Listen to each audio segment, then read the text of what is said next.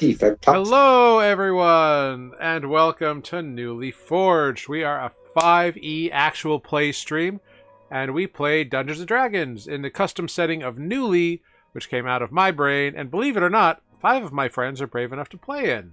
Yay! So tonight might be a little wild. Matt, who plays Spoot, is unavailable this evening. Very sad. Tanner, who plays Nereus, just came down with the flu. So unfortunately, he's probably not going to be here. He's resting up, and we wish him nothing but the best and hope that he's well. And Amber is returning from a trip, so maybe we'll be here. It's a little up in the air. It's a wild time here for our 125th episode, everybody. But that being said, let's introduce the players who are here at this moment in time. I need someone to roll a d20 for me because I need you to introduce yourself, your character, and I need you to answer this question. And that question is, I think we've had this question. Roll a d12 for me, please. Roll a what? D12. Roll again. A D12 this time. 7 on the D12. All right, 1, 2, 3, 4, 5, 6, 7. Okay, great. So by all means, introduce yourself, your character, and ask or answer the question: what is your character's energy level like? Like, are they hyperactive? Are they chill? What's their vibe like, man? Like, are they green energy, blue energy? I don't know what any of that means because I'm not an energy guy. Yeah, me neither. But, what's your energy like? What's your energy level like? I guess is really the question. But, just roll with it and let us know what's what. Let's start at the top of the stack with Mike. Hello. Top of this towering stack of 2. Yeah. My name is Mike, and I play the Arcanaton Barbarian. I finally got it right. Yes. So yes. You forgot your Character name now? is Defect. Sorry, I forgot the character name itself. Defect, the Arcanaton Barbarian. Yeah, buddy. And his energy, like a chill, go with the flow energy. Except when it comes to combat, he gets a little bit more hyped up, and really gets crazy into it. So, yeah, I guess we'll leave it at that. I don't really do color energy. I don't know what any of it means. Same. But if he were to pick a color, let's say mahogany brown. All right. And That's what his do you energy. think that means? What does Mike think the mahogany brown of Defect means? Well, when I was thinking of the color, I was thinking of nature and trees, of course, and just how, they just stand there, they just go with the flow. I don't know. I sound weird talking about this. Yeah. But that's the point. Yeah, that's all I got. I'm sorry. Yeah, That's the all I point, man. got. Let's just move on. All right, fair. All right.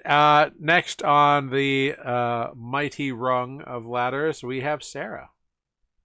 Hey, that's me. I'm Sarah, and I play Olive, who is a half-orc moon druid. Olive is definitely pretty chill. Definitely is not especially excitable. Very. And since she's a druid, I'm going to go with her energy being green. I dig it. Very vibey. All Because that's what olives do. I am just glad that nobody said Amber. Ironically, Amber would have been the only person who I would have let say Amber is the color of my energy. You would have Because said that too, because of the 311 song. Oh, was I hate thinking that of like, song so much, and let me explain you'll why. love it. You'll Well, I love have it. no you idea didn't what have song a you're talking roommate in about. college who had 4 songs on his playlist, and that was one of them, and it constantly played in my room. And I liked this roommate a lot. Like, he was a great dude, real chill, like, but like, oh my god, it was like every freaking day or 8 times an hour. Amber is the color of your energy. I was like, Whoa, no. whoa. Oh, love that song. Oh, no. I have never heard this song before in my life. Oh, you're not missing 311. anything. You're not missing anything. Ugh. So, anyway, moving on. My name is Jared. I am the Dungeon Master here on Nuuli Forged, and I play everyone and everything else that is not the 5-player characters.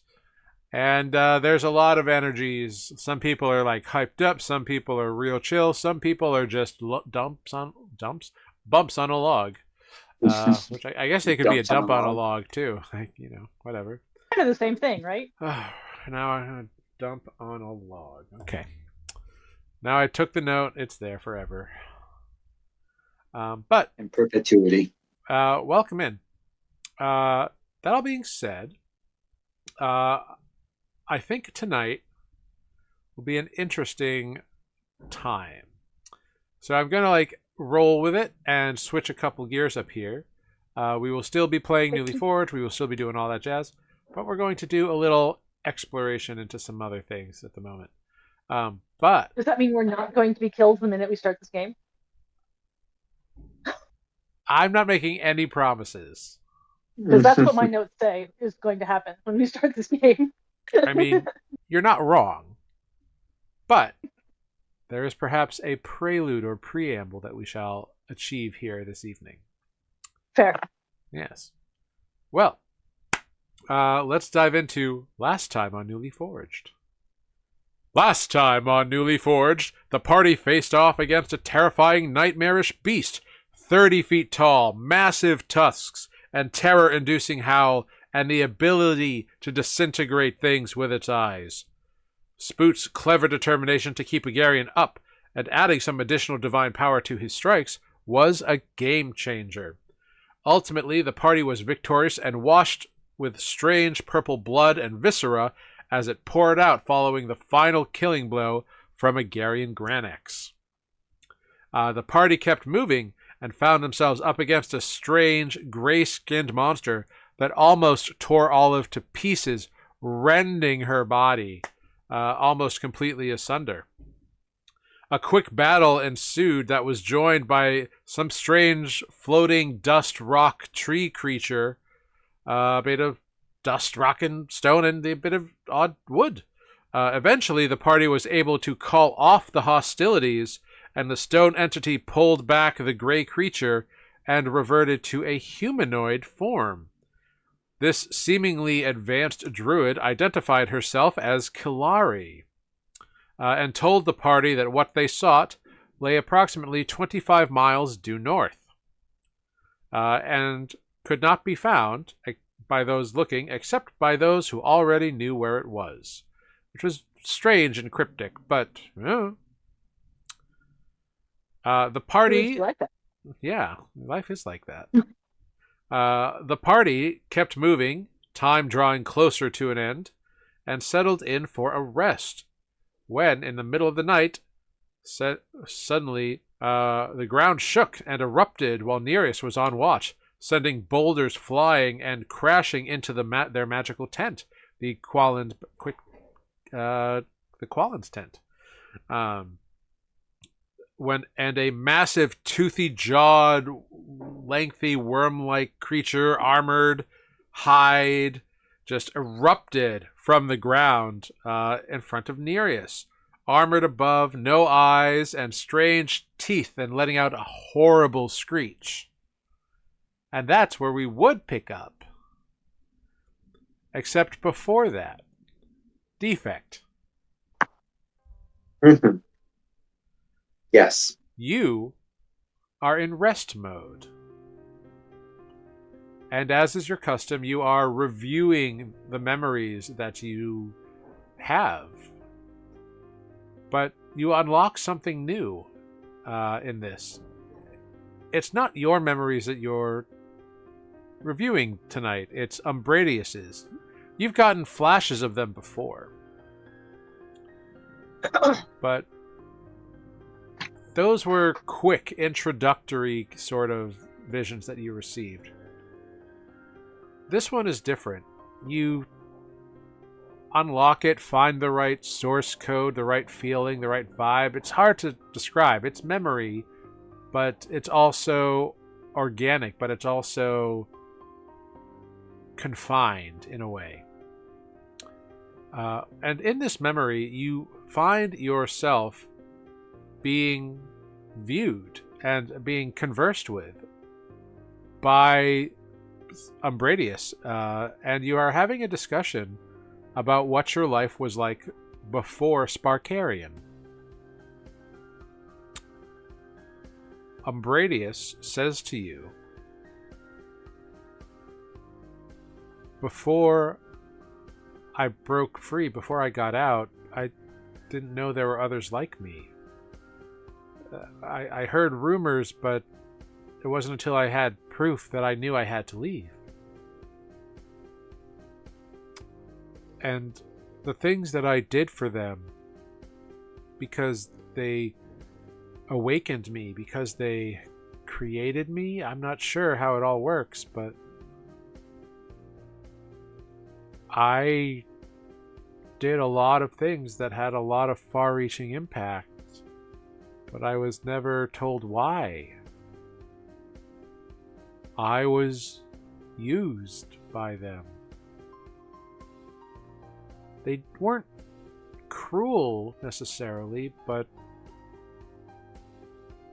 they didn't treat me like a member of the house, even though they used me like one. I don't know if this is making any sense to you, Blockadius, but I'm skilled in what I do, but I'd rather do it on my own terms and not on theirs. Is that so wrong?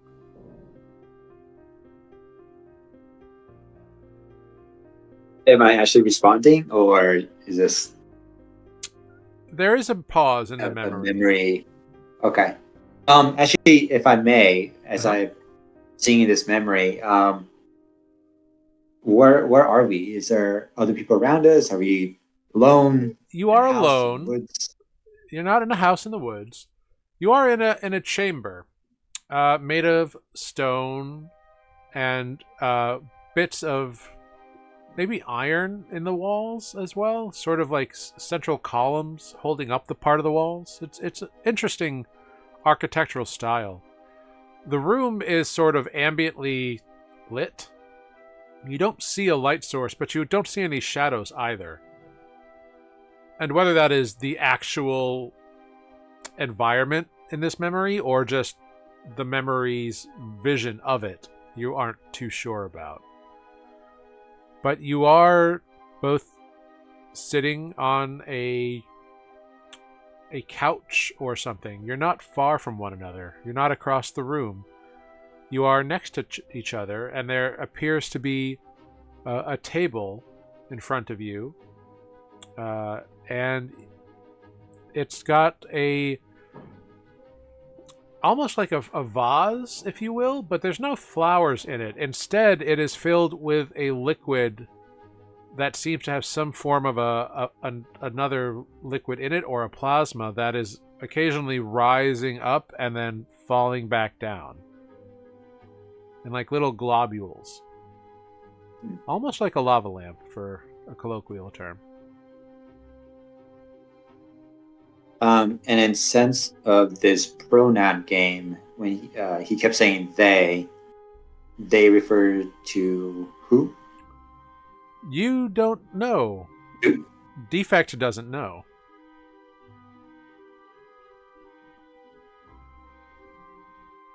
But Okay. Umbradius, they are using the pronoun. It's obviously someone that they used to work for, and they said they didn't treat them like a member of the house, even though they used Umbradius as a member of the house. And Umbradius has relayed to you that you are both of House Sparkarian. So, draw whatever conclusions from that you wish. It sounds like it's possibly another house that they are referring to. Yeah, in my notes here, there was mention of a house Solaris. Mm-hmm. And it's it figures in blue and green robes, plus an appearance of a pink-haired gnome. Yes, that is that your the they memory that he's referring to? I'm sorry, that's who? That is your memory. That is not Umbradius' memory. Okay. So Defect is not sure if that house, Solaris, is the same house that Umbradius is talking about. Okay. So there is this pause in the memory, and then you, in a weird echoey way, you hear yourself answer, but yet it's not yourself. It's your body, it's your voice, but the bearing is a little bit different, and the tonality is a little bit different. Well, Umbra, we all were used by the people that brought us here in some way or another. They used me as a guard, as a fighter in their own private battles. They didn't think I was even capable of anything else. But when I rebelled and left and helped build the House Sparkarian, I learned that I was capable of so much more. I never thought I would be, but I never thought I had the opportunity, and now I do.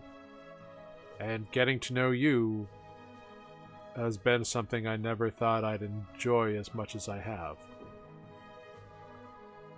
I'm glad you escaped yours, and I'm glad I escaped mine. And the memory sort of dissolves a little bit. And you kind of go back into an analytical mode after seeing that imagery.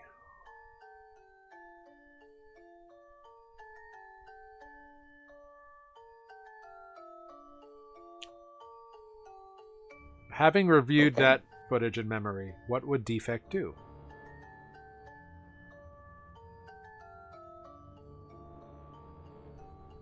I mean, what can he do? I mean, it's just a memory. So I would like Defect to roll an insight check with advantage. Because as an Arcanaton, you don't actually sleep. You just enter rest mode, right? Right. And 19. So you are aware of things, which means that as your body is initiating self-repairs, as you are healing, as you are recouping your natural resources, your energy, you have the ability to think about certain things. Like, you can consciously direct your thoughts. And you have chosen to use that time to try to scan your memories. Like, you have said that. Like, Mike has made that choice for Defect. Mm-hmm. And with a 19 insight on yourself, Defect, you know that you've been doing this enough. You can pick the memories you want to rifle through. A lot of your personal ones, like the farther back you go, are still hazy and unlocked. Or locked, rather. But you also have the ability where you think that you can attempt to unlock more using some of Umbradius's memories. You think you figured out a way, but you haven't tried it yet. You haven't really thought about it much. But after reviewing this memory, mm-hmm. you realize that this blockadious version of your past self has a link there, and now you have access to outside memories that maybe can help you guide yourself into your own memories.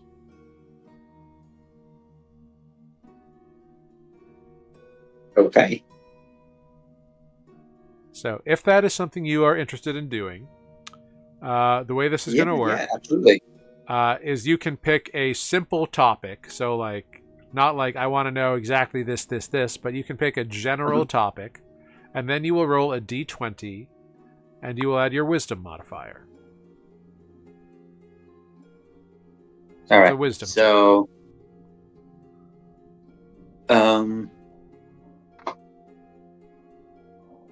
yeah, I have a +0 for wisdom, so this is straight D20 roll. And I will think, Defect will think. And I will say, you know that Umbradius's memories would be easier to comb than yours. These kind of hazy locked ones, but they do help you get to your own if you review them. Yeah. So going through Umbradius's memories, Defect will think of family and see where the pathways will take him. Okay. Great. That's wonderful. Go ahead, roll that d20. Roll that 17. Wisdom check. 17. Wonderful. You think of family while you are reviewing Umbradius's memories, and almost immediately something pops into view, into your review cinematic mind here. And you see, looking around you in a grand hall of gleaming metal and polished stonework, like big flying archways and buttresses, everything looks brand new.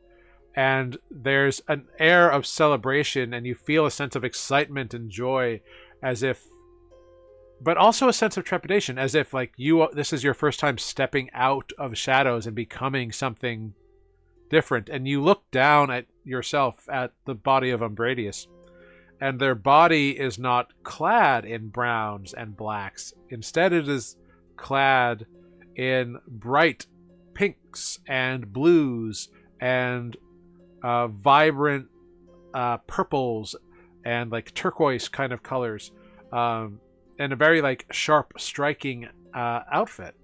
And looking around, you see a variety of other folks, some mostly humanoids, dressed in similar garb, but fewer colors. More like they're wearing a turquoise with a pink, or they're wearing a pink with a little bit of purple. Nothing as elaborate as Umbradius is wearing. And then you see a few other individuals that are dressed extremely rakishly, fancifully, loudly. Obviously the people who are supposed to be the center of attention here. One of them is yourself. You see yourself wearing a deep red vest that seems to be either have metallic threads or components, or be made out of like a red metal, or like a thin plate maybe, and it like moves to your form in a very sort of silky way for metal. It's hard to describe. It's weird.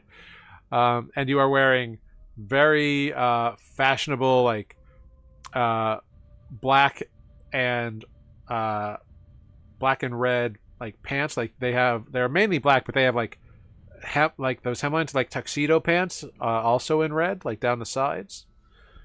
And then you see another individual that you've seen before. You see Archimedalius, that kind of magic using Arcanatron. Yes.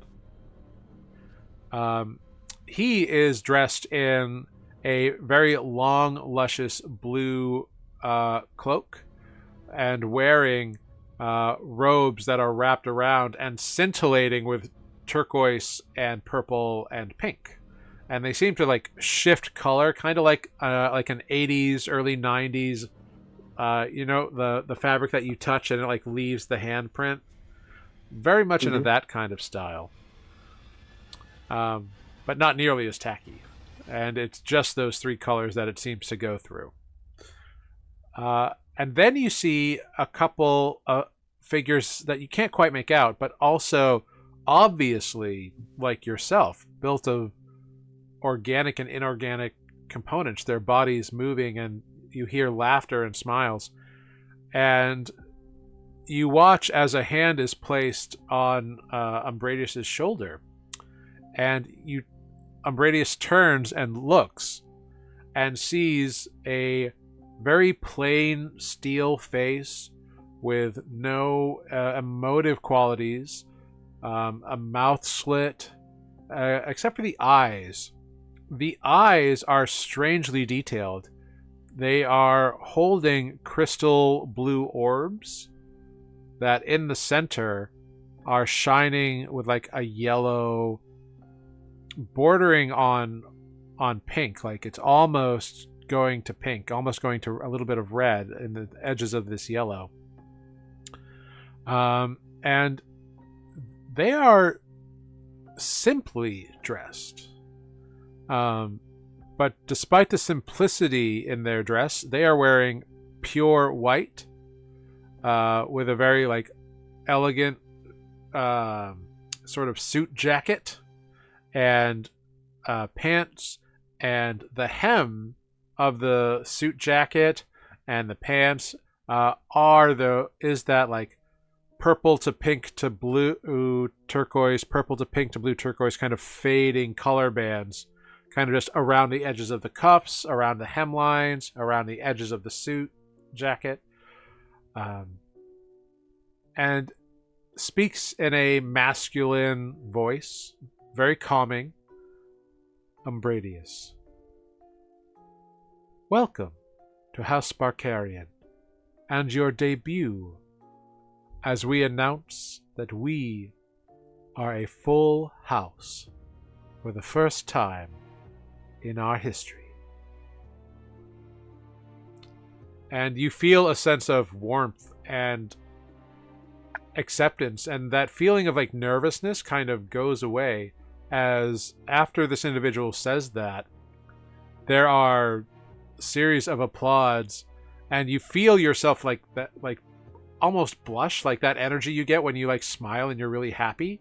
You feel it flow through your system, and you look over at Blockadius, at Defect's other self or past version of Defect, and you just lock eyes with that person, and something more than just friendship and happiness fills your heart. Your core, you feel a longing for that person, and not like a physical desire, but necessarily, but just a intimate connection that you want to further explore. And then it quickly shifts, and you are dancing with a variety of people. It's a big celebratory group dance. It's like it's like that scene in A Knight's Tale when they're all like dancing and they're all like getting groovy to Golden Years by Bowie.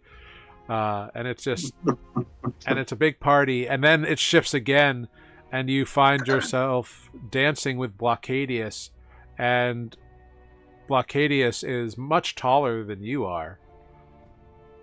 And you decide to take a chance as you are smiling, and it's kind of a slower dance, and you lay your head on Blockadius's massive stone metal chest, and Blockadius does not push you away, and you feel a sense of excitement at that moment. And you see yourself walking down a hallway by yourself, just sort of still dancing. It's after the event, it's afterwards, and you just feel elated and happy, and you put your hand on a door that you feel is your own, and you open it, and you go in, and you sit down on a bed and you feel like this is the first time that you're doing it, and you lay down on the bed, and you enter rest mode.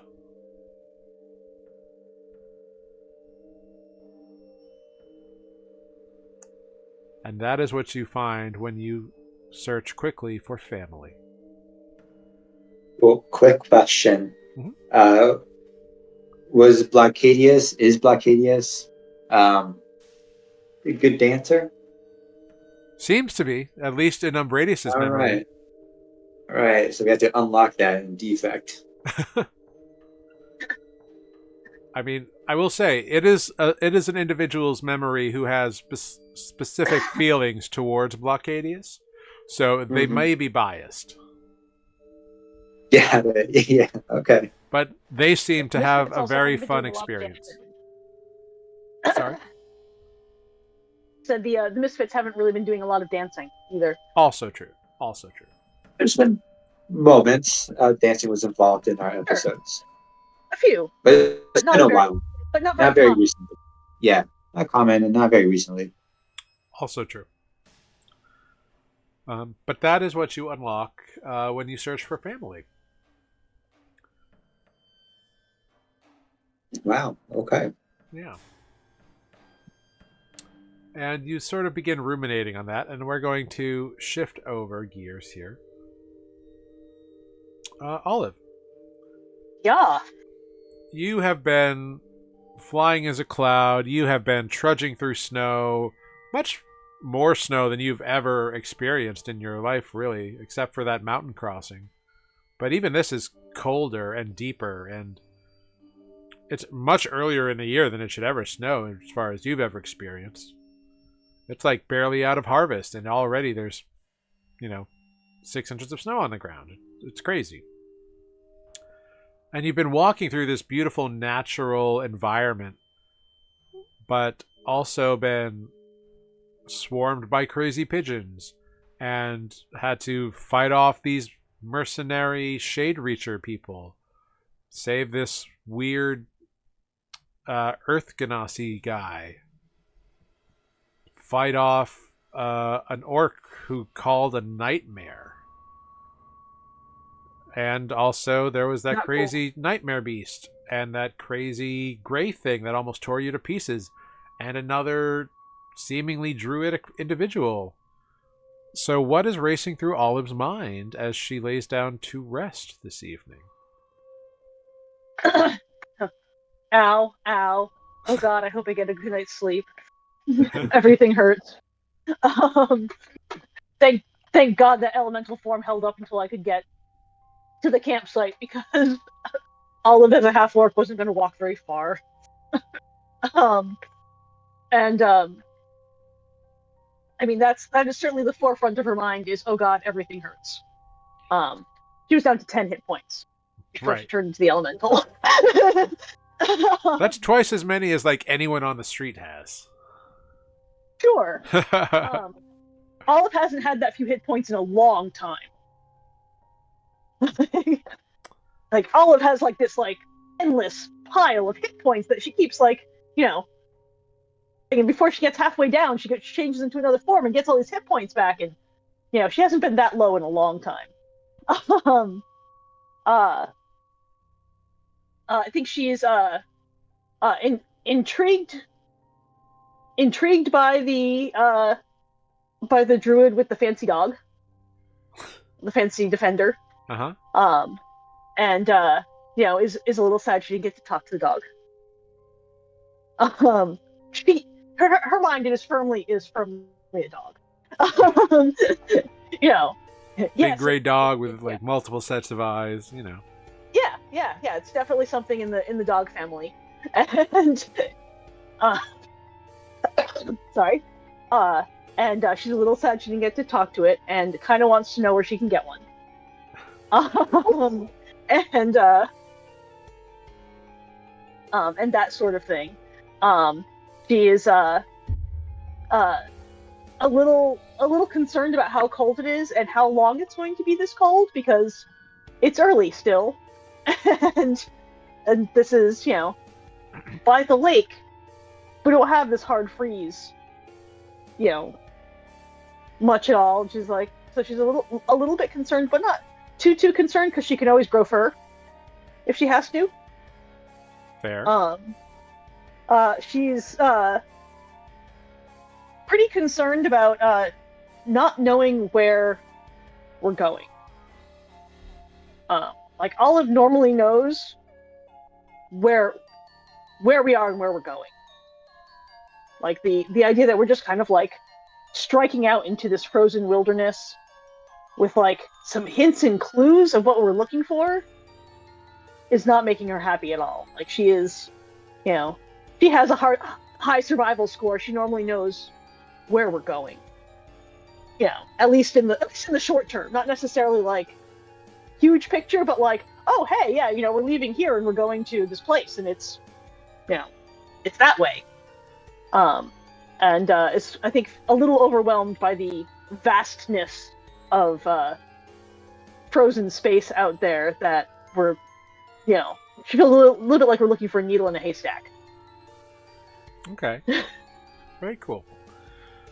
So, Olive, as you sleep, you find yourself on a frozen tundra or flat expanse that's just piles of snow, like dunes of snow. And it's still falling down, and like occasionally you're getting pelted by hail. And all around you, you just hear this like sourceless call. This way. Come this way. No, come this way. Olive.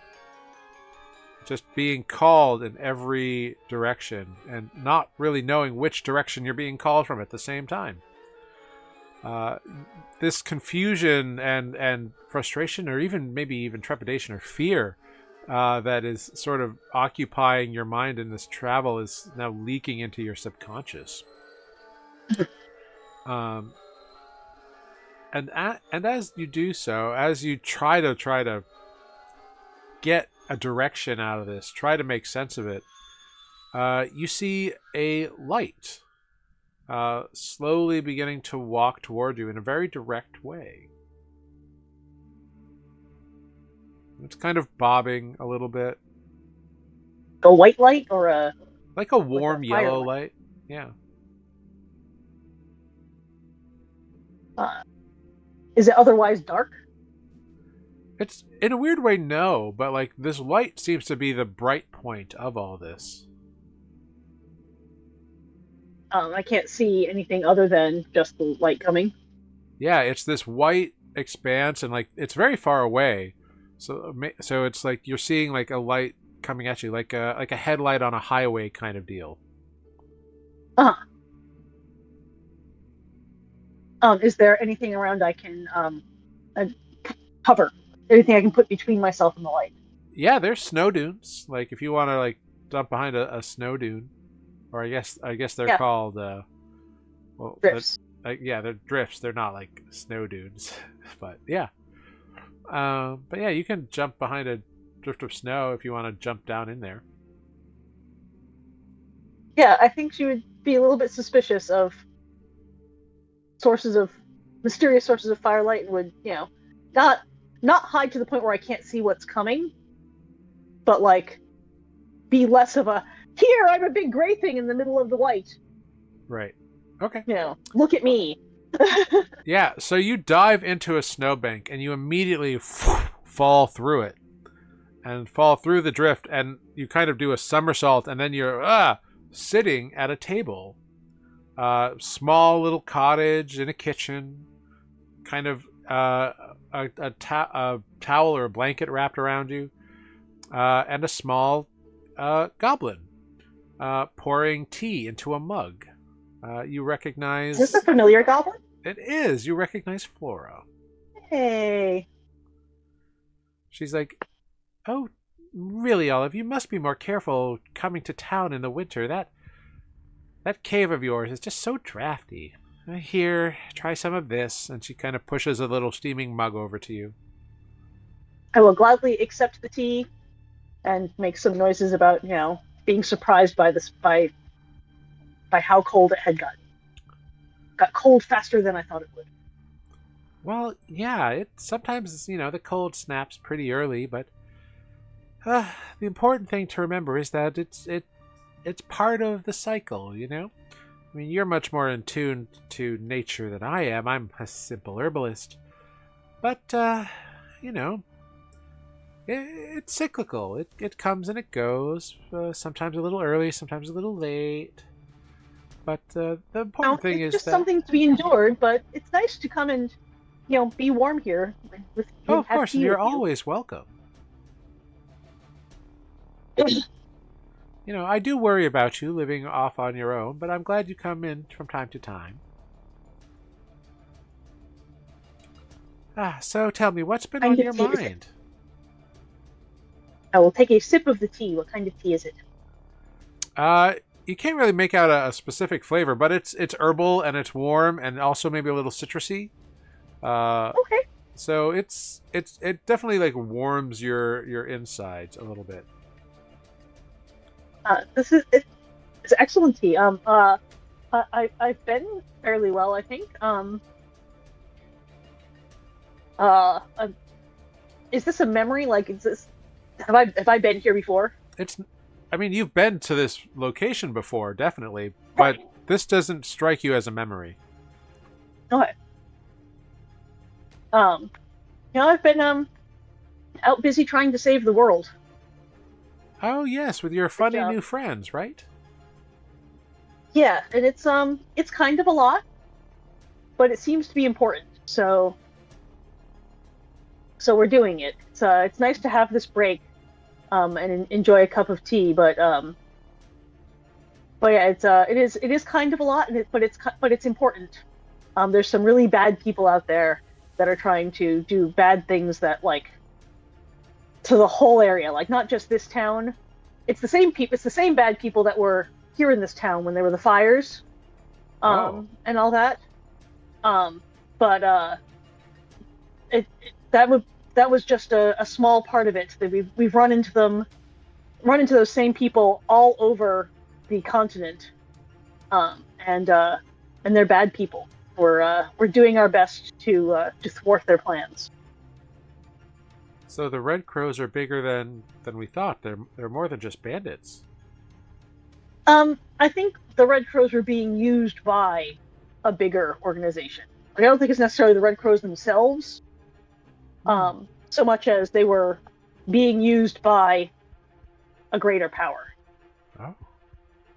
And what do you know of this greater power? What's that all about? Um, they are um, they're trying to gather a great deal of power, and that is almost never good for the small people. Like, gathering a great deal of power to themselves is never good for, the people who just want to live and farm and fish and go about their lives. True.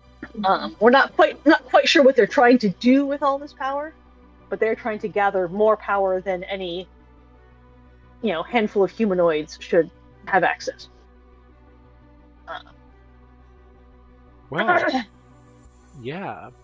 Do you know history at all, Olive? Have you studied anything, or are you just sort of self-taught, kind of? um, I've um, I've done some reading, and I've had some visions, Hmm. um, uh, of um, of my bigger than my family, like my clan history. The Oh, people I don't know. Apparently, there is uh,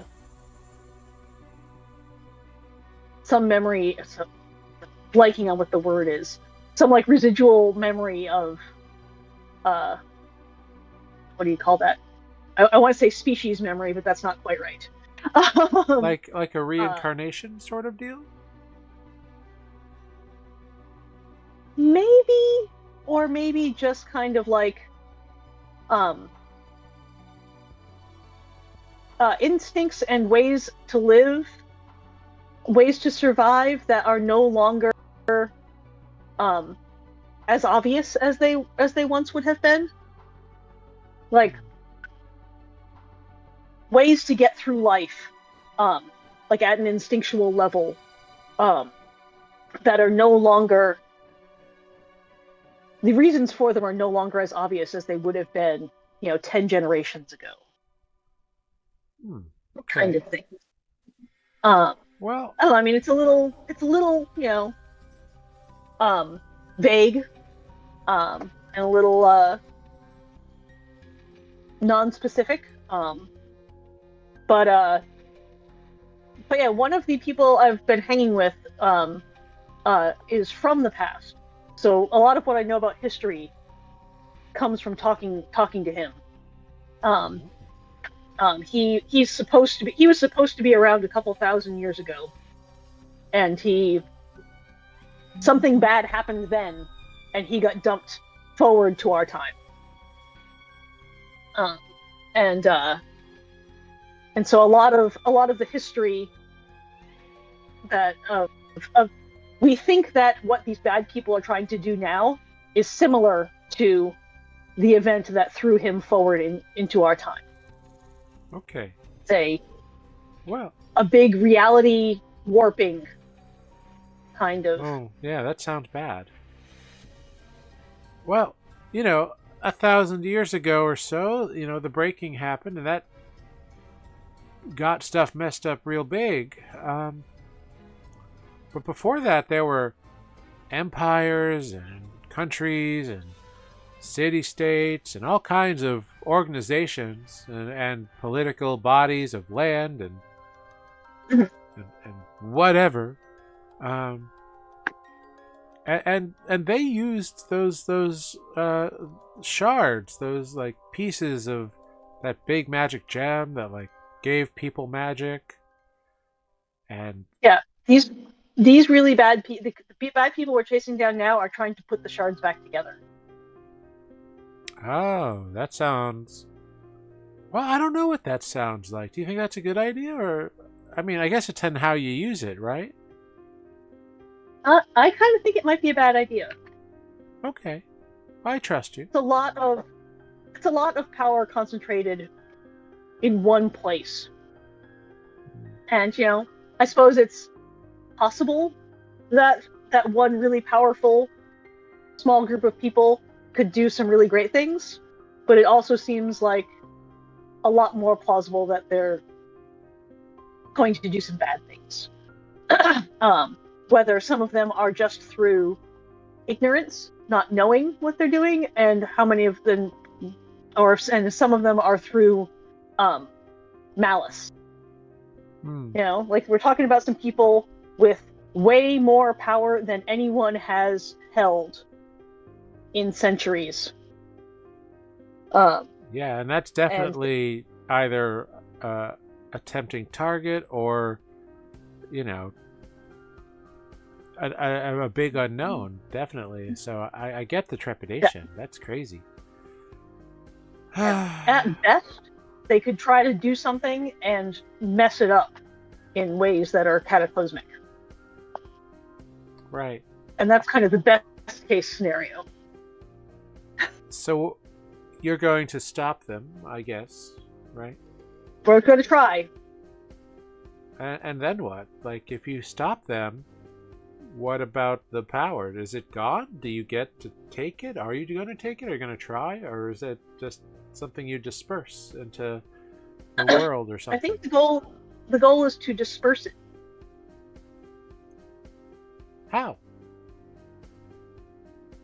I'm not sure. Well, fair enough. I mean, you know more than I do. Hoping that maybe hopefully by the time we get to that point, we'll have an inkling, or we can, find someone who might have an inkling. So you've got time. Not a lot. Oh. But we do have. I have been traveling with a couple of people who have divine access to beings with more knowledge than mere mortals. Well, so hopefully maybe they. You also have that connection, not to gods or entities, but to Nuuli itself. And Yes, Nuuli has this is true. memories. You could always try to see what you find there. This is true. Yeah, I think we're the goal, as much as we know it, is to kind of smooth things out. Well, And if you don't have much time, you should probably get going. probably, but I'm enjoying this tea very much. Well, you can always have tea here, dear. And you take a sip, and as you bring the mug down and place it on the table, it's a different view. You see yourself now dressed in fine regalia and just long flowing robes and like sleeves that you're like, why would anyone wear sleeves this big? But at the same time, it's perfectly natural and normal for you to have these. You are wearing these robes they're ostentatious. They're symbols of status, of the ability to wear this kind of clothing. They're not, work clothes. They're not adventuring rough and tumble out there in the wilderness. They are courtly attire, for lack of a better term. And the mug that you place down is not a simple wooden mug or ceramic mug. It is a finely wrought crystal glass filled with some lightly fizzy looking bubbling beverage in it, like the little bit of golden sparkle to it. And you look out across and you see yourself at a circular table with 6 or 7 other individuals, all orcish, to varying degrees and of different, like in a gray, green, brown, peachy skin tone. It all kind of varies from the individual to the individual, but all decidedly orcish. And you see one of them stands up and says, "Members of the Circle, we are gathered here to constitute and decide what shall be done about this theft. It can only have been perpetrated by one of our own, and having lost the shard, it is dangerous if we don't know where it is and who has taken it or why. We cannot let everybody know, but action must be taken. Who knows what they could do with it? We have kept it safe and secret for so long. We thought others had wrongfully claimed to possess it, but the null shard is perhaps the most dangerous of all. It cancels, it negates, it saps the magic of others, it can drain life, it can stop death. It is a stopper in anything and everything, potentially. Do we have any leads? Have any of your investigations brought forth results?" And this big burly individual slams a fist down on a table. "I found nothing, which is impossible. How can I find nothing? My greatest scouts have now not a hide or trace of it. There was no forced entry. There was no unconscious guards. The guards who were on duty have been questioned very thoroughly by my subordinates, and I believe it when they say they know nothing." "Very well.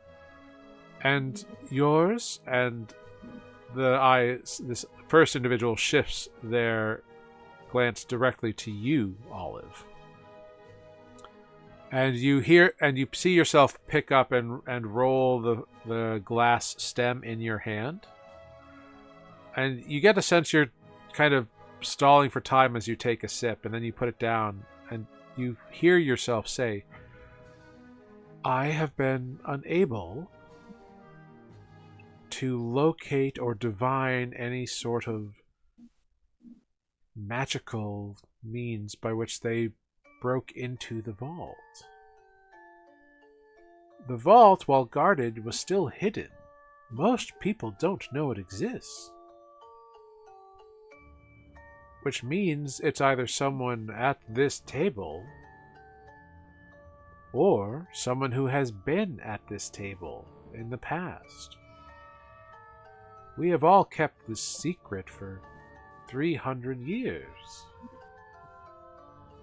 When the circle was founded, it was founded to stop the null shard, to put a stopper in the stopper. We hid it away, we stopped recording references to it.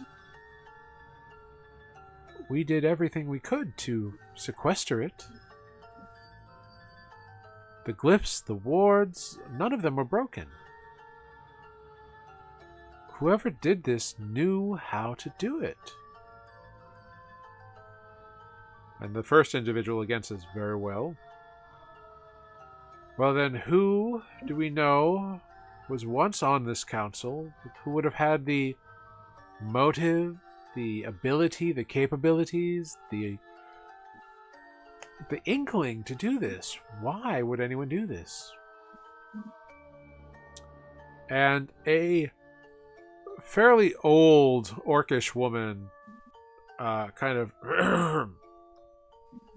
You're all forgetting one person this council rejected 13 years ago. Grant was on the council. This circle, he was a member for quite some time before he was ousted by, well, yourself, Truck.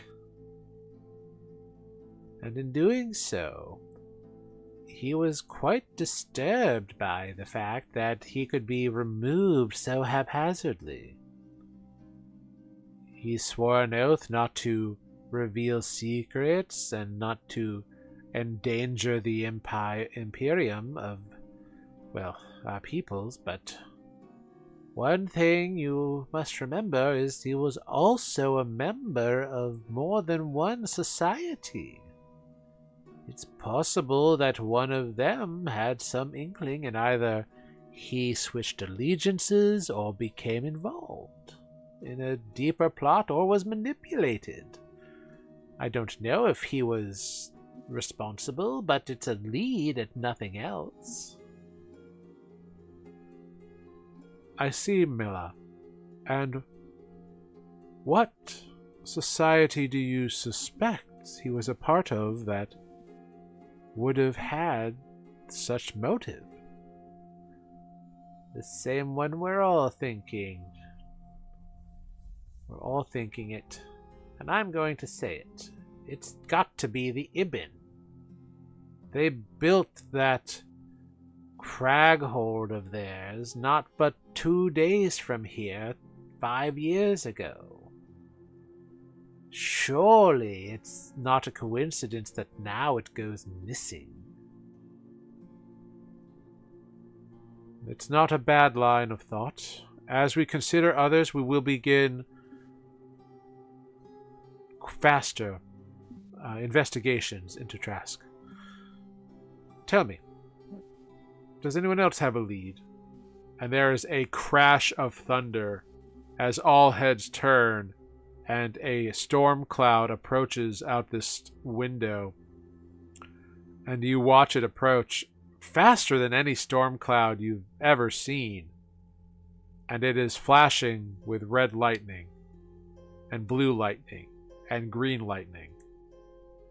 And you feel the room you're in begin to quiver and shake. And the memory fades away.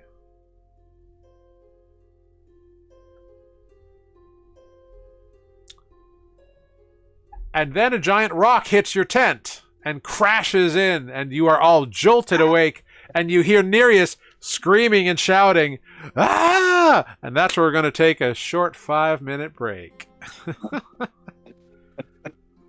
Awesome.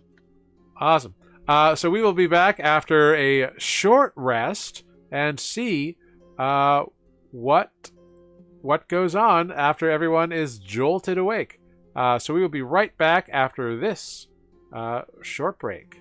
Thank you all so much for being here. We'll be right back.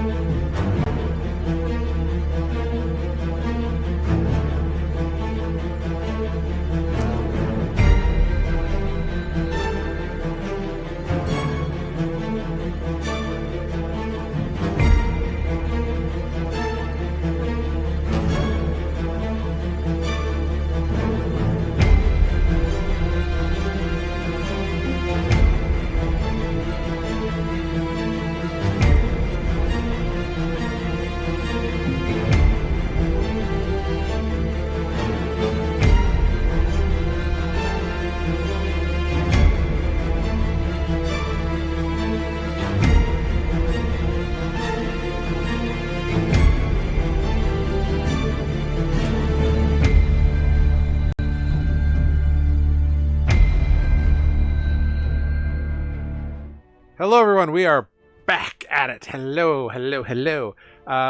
Everyone has just been awakened by a bunch of rocks smashing through the tent, not destroying it, but definitely like smashing it in. And so everyone has been awoken quite viciously. So please click your tokens and roll initiative. It's going to be a fun one. Mike will be running Greg and Spoot, and Olive will be running Nereus, or Sarah will be running Nereus besides their own characters. So it's going to be fun. Now they know what it's like to be a DM, running multiple characters at once. Okay. D&D Beyond is doing the thing where it's rolling twice. Yeah. Wonderful. I know Tanner was having trouble with this the other day, and now it's doing it to me too. Yeah. Well, we'll give Nereus that 17. Oh, damn. Okay. Wow. Really well for initiative. Yeah, and now Spoot, round it out. Give me another nat 20. Roll them now. Seriously? Yeah, let's do it. Click the Spoot. Spoot. Roll the token. Yep. If you roll another nat 20, well, 10's that'd not be bad. crazy, right? It's all good. Well, first to erupt is indeed Greg launches awake as soon as the thing, they're always nimbly and quick. What is Greg going to do? Is there a map? There is, but for the time being, as you are playing another character, Greg just wakens up and the tent is like half smashed in. What are they going to do? Well,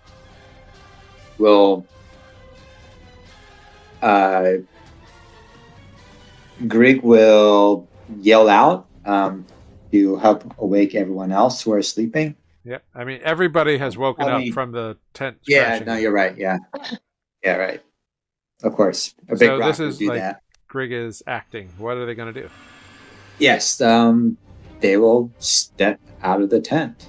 All right, you get up, you move 15 feet out of the tent, and what Greg sees is Nereus about 15 feet away from a massive thing that has like burst out of the ground. It's like burrowed out, and it's like sent rocks and debris flying everywhere.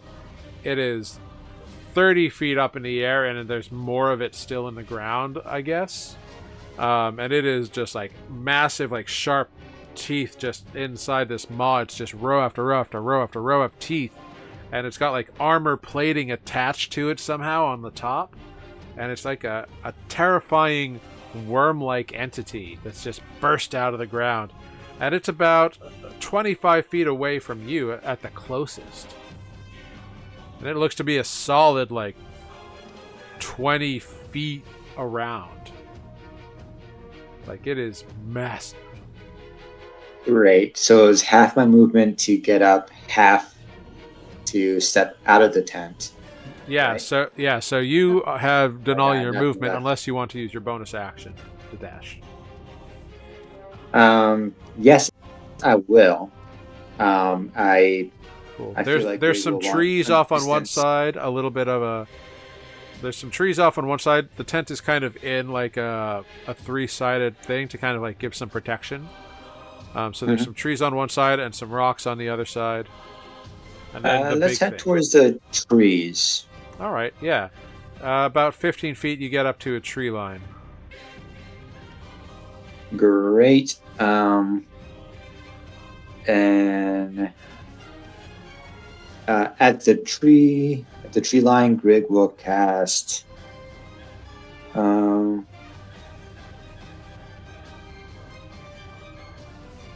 Let's do this. Let's start small first, and I'll just cast a firebolt at it. Great. Oh. An 11, unfortunately, hits one of the like armor plates on this thing and bounces off to no effect. Yeah, that was bad. Okay. Well, that's my movement and my action and my bonus. So All right. Next up Rig is done is for the round. Defect, and now we can go to the map. Yeah. Bah!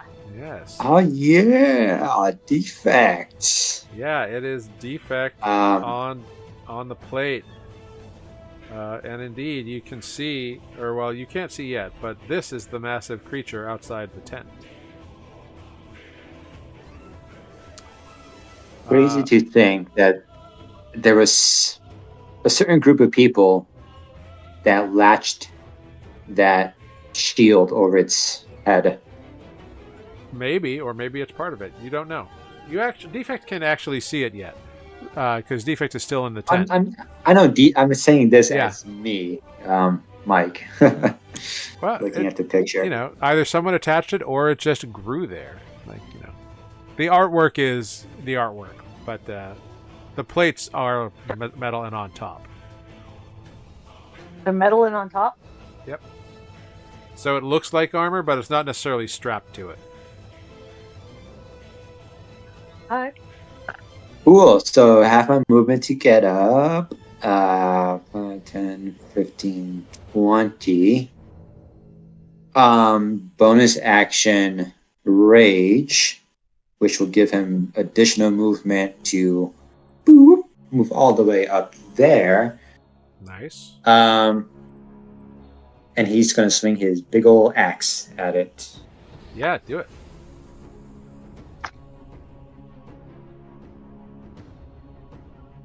Swing away.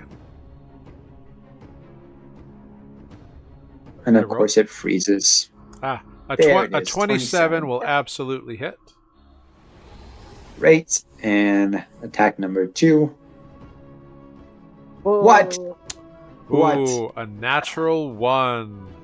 Mm. Uh-oh. Bum, bum, bum. All right. So, Defect, you swing wide at this thing. You just woke up. It threw a rock at your tent. It's all disorientating. You're pissed off. And you just go and full-on slip in the snow. You just bite it, and you fall prone. Embarrassing. Indeed. Fortunately, so. most of us are still in the tent and can see it. Which That's is true. Which is unfortunate because you have used all your movement, and Yeah. it is now the creature's turn. Front row.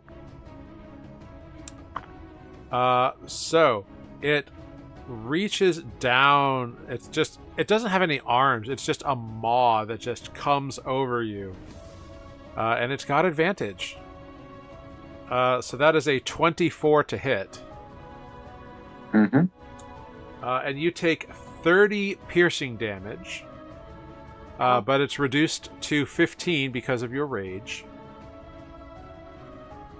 And I need you to make a dexterity saving throw at disadvantage because you're prone. I believe prone gives you disadvantage on dex saves.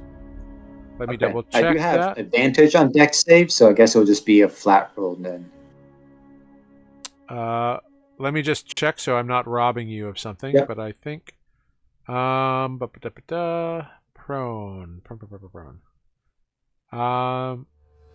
No, you do not have disadvantage on dexterity checks, so go ahead, roll with advantage.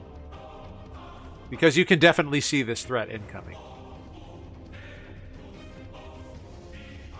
Yes, another nat 20. A natural 20 with a 22 Will is a make me success. spin, kick up back to my feet, right? Nope, but it's a success. I'll take the success. Which is good because you aren't swallowed by the thing. So it comes man. comes down. I would have went like full Drax mode and just like started chopping it from the inside. It totally you don't get swallowed. It comes down, it bites you, and you're like, but you manage to wiggle out from the maw, and it roars as it rears its head back and chomps down towards you again. And that is a 30 to hit. Yep. For another 26 piercing damage, reduced to 13, And I need another dexterity saving throw at advantage. 16. Is that at advantage? Oh, I'm sorry. I thought it would go up twice. No. Okay, so Okay. A 16 is not enough, unfortunately. Ooh. So you have been swallowed. Defect. Bloop. Oh no. so I am going Drax mode on this thing. So right now, you are you're not prone necessarily anymore, I don't think, but you are restrained, which means that your speed is 0. Attacks against you have advantage, and your attacks have disadvantage. And now you have disadvantage on dexterity saving throws. However, you also have total cover.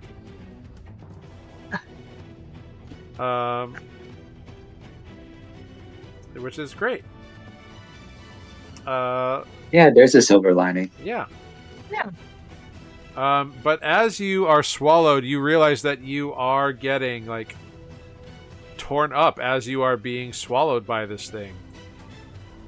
So it's gonna be painful. But that is the creature's turn. So you have currently been swallowed. I wonder if there's a fun icon for swallowing. Oh, let's see. I don't know. How about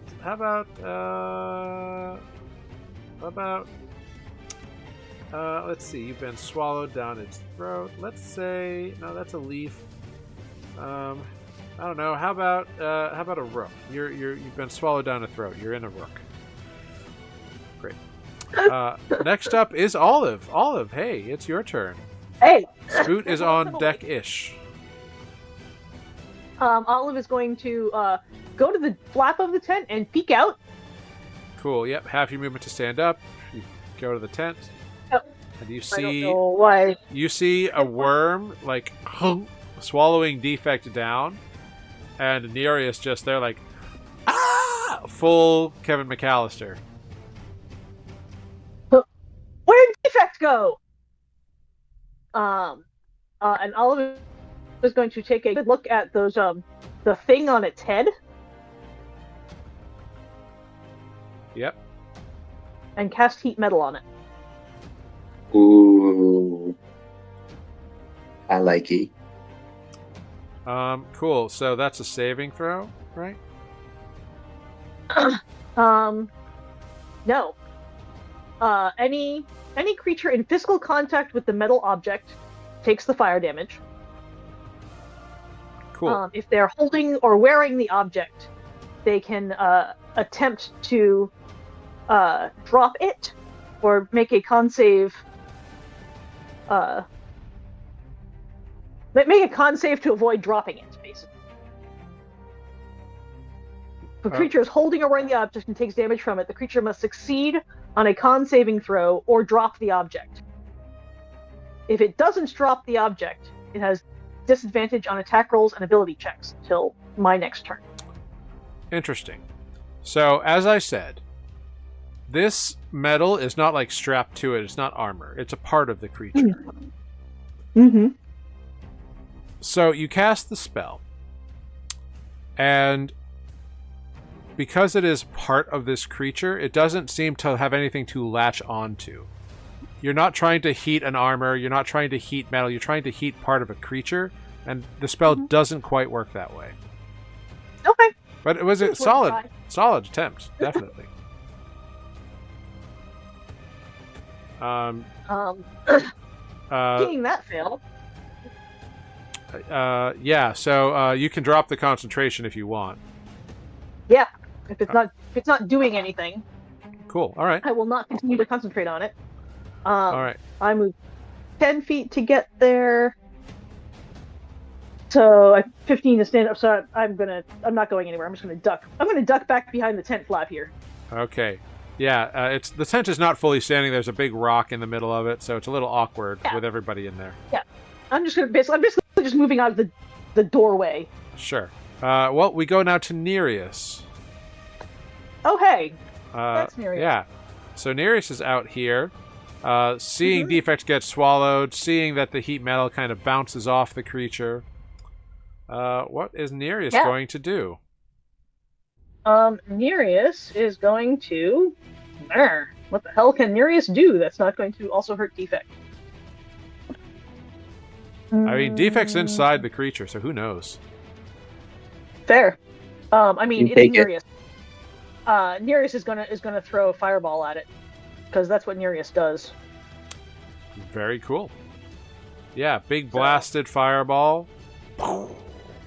It fails the dexterity saving throw. It takes 32 fire damage. Mm-hmm. Make sure you track that spell slot for Nereus.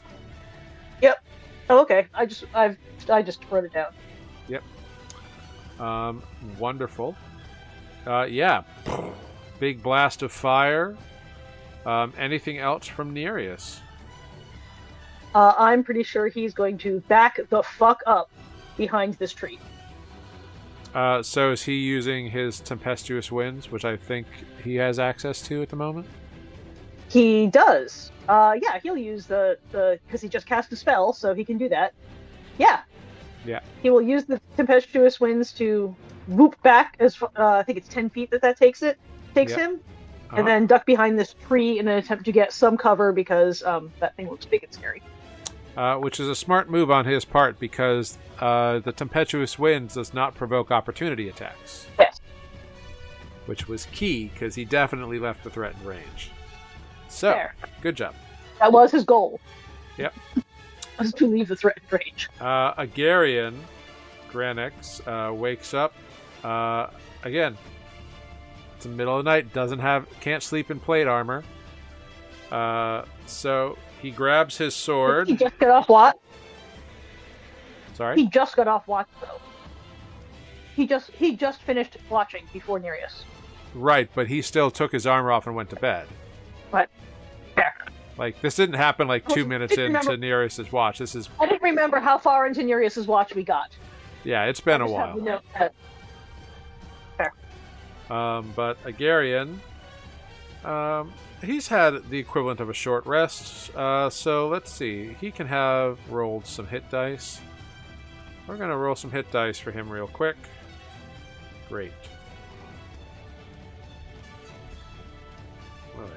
So he's got some happiness back in his life. But he's not armored. He's drawn his greatsword out. And he's going to use his action to dash up to the creature, but that is his turn. Trip wakes up Crew 3 and jumps on her back. And, whoops. Run screaming. The two of them rush out here. Kruthi has a movement of 40, so they actually get to here, and they're like, ah! And they scamper up by Greg.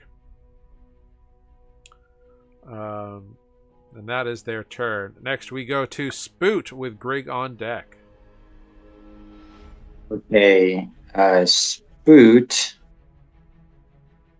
It's been a while since I played a spellcaster, so I'm just gonna go all out and have fun with this.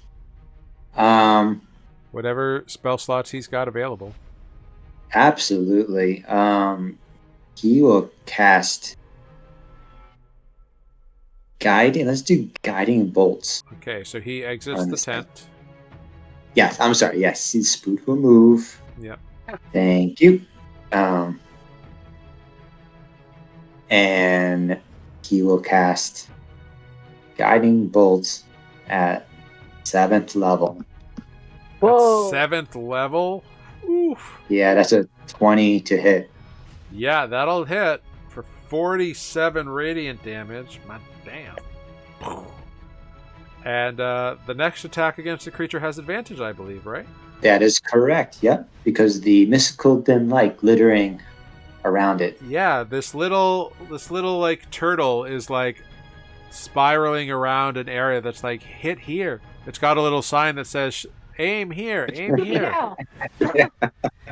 Shoot me now! Shoot me now! Yeah, wonderful, fantastic. Is it the next attack or the next melee attack? It says here, just says next attack roll made against Wonderful. this target. Well, then we go to Greg, followed by Defect. Greg, having seen their friend get eaten up and down a gullet of the creature, will cast. Hold on here. We'll cast Fireball at level. Wait one moment. I have to Oh, check I'm something.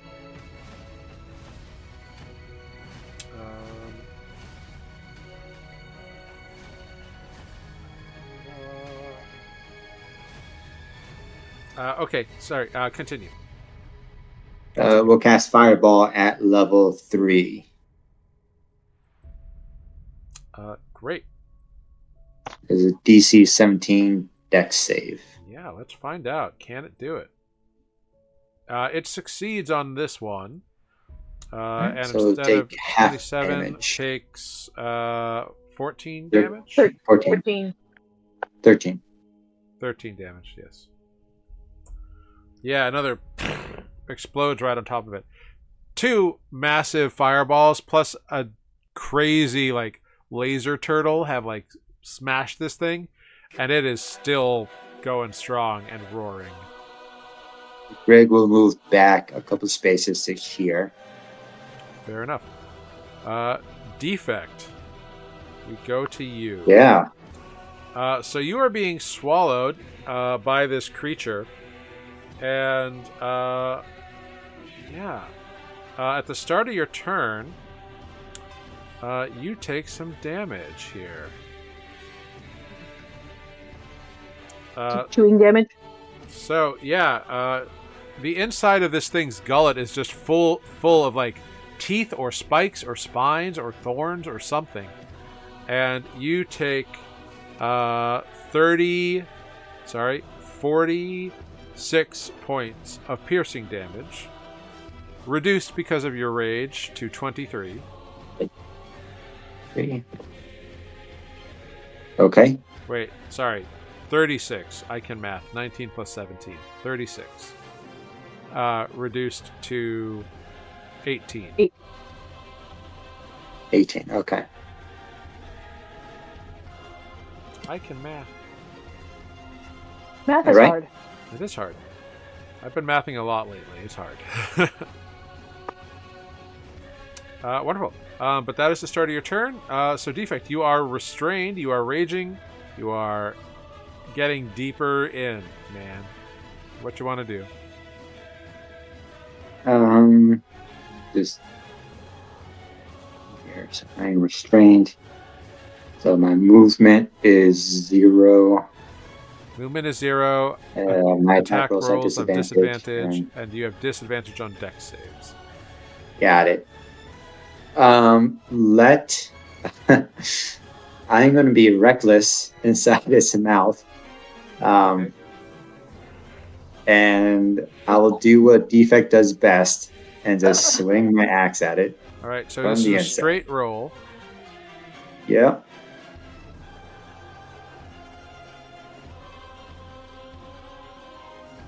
Go for it. 14. A 14. It's hard to swing your axe when you're like in this thing's throat, being poked at all sides by all these spines and thorns. So you, and you just can't get the leverage. All right, he's gonna try again. 18. 18. Excellent. Yeah, this time you're able to and kind of pull down a little bit as you feel yourself kind of what's the word? Undulated down this thing and kind of drag your axe blade down the throat of this thing. You get spurted by some gross hot liquid, but you do damage it. I'll take it. That is 16 points of damage. Well done indeed, Defect. Now we go to the creature. Poor Agarian there has gone right up to it, and so it's gonna bite that Agarian. Oh, that's gonna hit. Oof. He does not have rage, so he takes a big honkin' 33 points of damage. And he's got to make a dex save. Can Agarian do it? Party in the monster's gullet. Nope. Agarian is also swallowed But this is not good. by the creature. The guiding bolt has worn off from Grig's attack. So Agarian is also restrained and swallowed. Did somebody make it? Oh yeah, defect. Fine. Ignore me. I'm Okay. It's fine. I will ignore you. You are ignored. Oh, great. The creature. Let's see. What's its thing here? Oh, it also.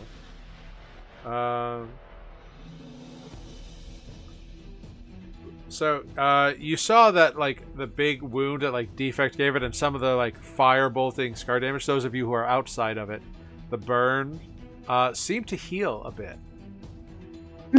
on its turn. Bummer. Oh, actually, never mind. That is incorrect. I made an incorrect statement. You don't see that. Still singe. Still very singed. Yes. Cool. So that was its first attack, and then it kind of slithers a little bit out of the hole, and it's gonna chomp down towards Spoot with another attack. That is a 27 to hit Spoot, which will definitely hit. Spoot takes 20 piercing damage.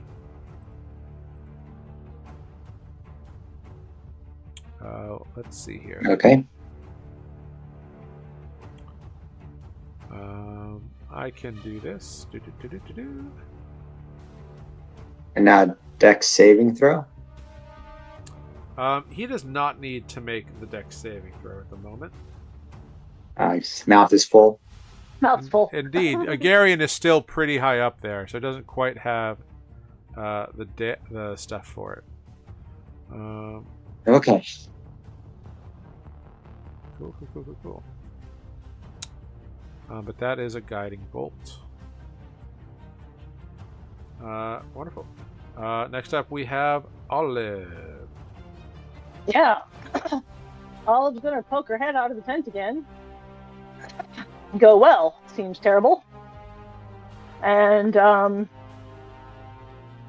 close am I? Oh yeah, I'm well within range. I'm gonna throw some blight at this thing. Ooh, nice. So it's a con save.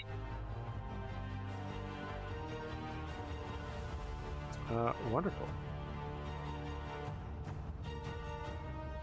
Let's see. Can it do it? It's pretty good at these, maybe. Let's find out. I mean, it's a big honkin' worm. It's got a metal top. It's all muscle.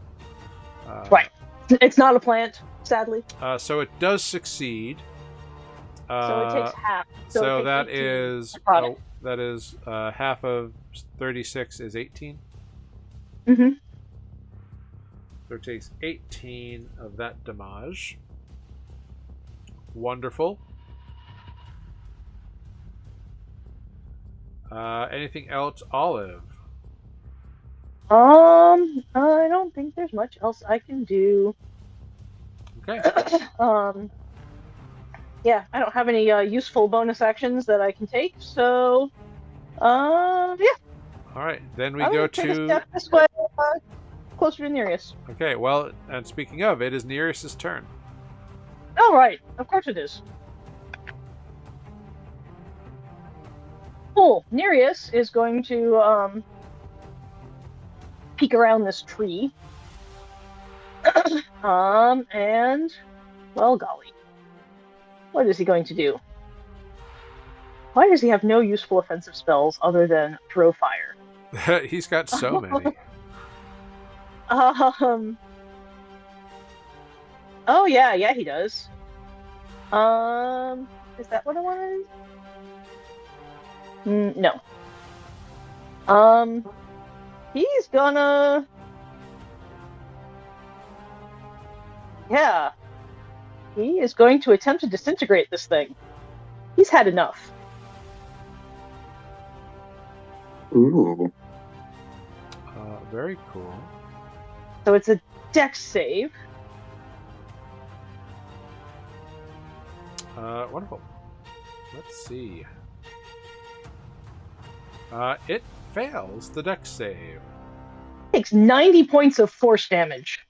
Woof. Yeah. Yeah, it does. Man. I hope that hurt. Yeah, it roars as Nearest lets out this like black swirling beam of like cackling energy that just like shears through a big chunk of its body, and you just see like a cutout or a hole as it like falls away and crumbles away, and it did not like that. Very upset. It was not meant to enjoy it. So that was his 7th level spell? That was his 7th level spell, yes. Alright. Very cool, very cool. Anything else from Nereus? No. Nope. Alright, then we go to Agarian. Agarian takes some damage. Oof. Agarian takes a lot of damage as he is pierced and kind of like pulled down. Defect, you can kind of see like another set of arms kind of reaching towards you, and you see a great sword in its hand. Okay. Yeah. Party in the gullet. Party in the gullet tonight. Oh yeah, he takes a lot of damage. That's yeah, he gets hurt by that a lot. But he's going to attempt his attacks at disadvantage. Let's see. First attack is going to miss. Second attack is going to miss. Third attack is going to miss. All three of his... Unbelievable. Yeah, he just rolled... He rolled really good, but he also rolled really bad at the same time. Disadvantage is a bitch. Alright, that is Agarian. He's having a rough time. It's now Trip's turn. Trip and Kruthi are not designed for this sort of thing, so they begin to burrow. And they burrow down. He's like, y'all got this, right? We'll see you in a minute. Like, you got this. You guys are strong. Don't worry about it. And they burrow, like, down underground about 10-20 feet. Do they hit the rest of the worm? I don't know. You don't know. Next up, we have Spoot. Okay, Spoot is going to try to cast Confusion on it.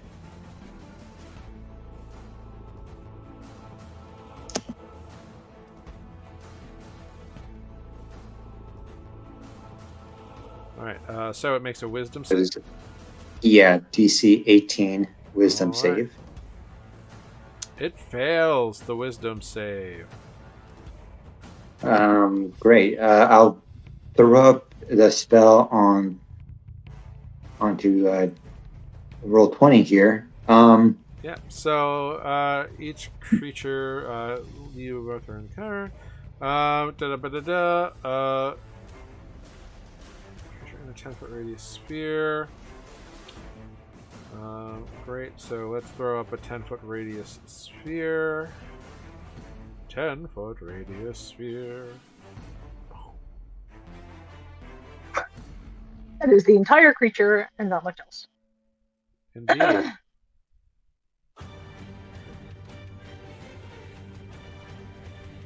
Oh, but do the people in his gullet also have to get confused? You don't know. Ain't that something? Anyways, Great. an affected target can't take reactions. Yep. At the start So- of each of its turn, you roll a d10 to determine its behavior. All right, cool. So Spoot is concentrating on that bad boy. Yep. So Spoot's going to move.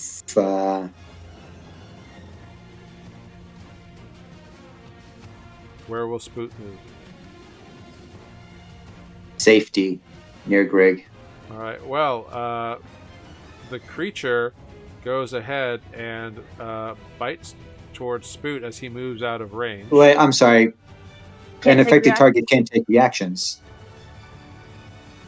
Ah, there you go. It does not attempt to bite Spoot. All right. Actually, it chooses to save instead, so it is not affected by the confusion. What? Must succeed on a wisdom saving throw when you cast this spell. Yes, it is using a legendary resistance to succeed on the saving throw.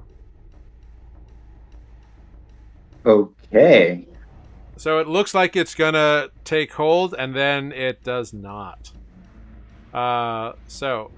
Seeing that, what would Spoot like to do? Right. That changes everything. So that was my action. I forgot it had those until just now.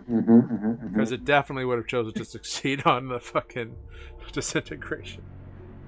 Uh-huh.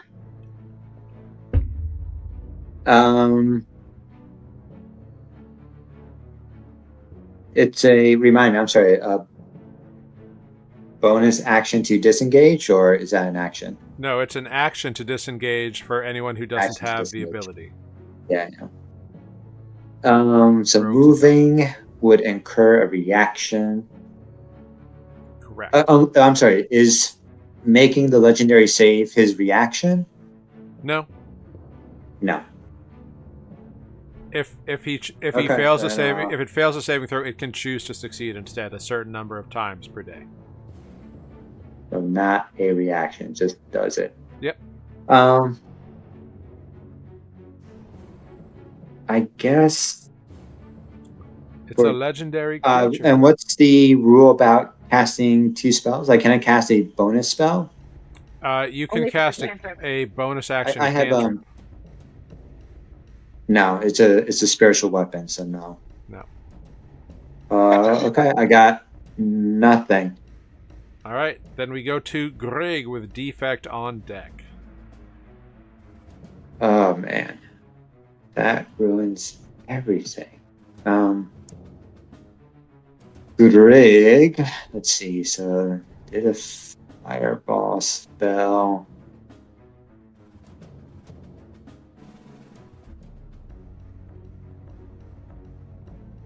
Let's do.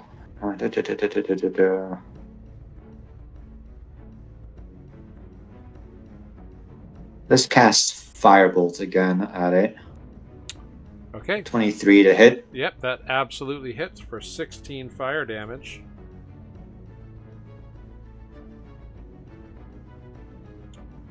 Well done.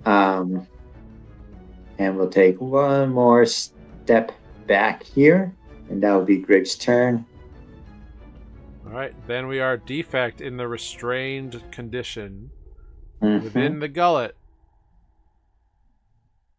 At the start of your turn, Defect, you take 37 points of piercing damage, reduced because of your rage to 18. Seems to be happening a lot. 18. Okay.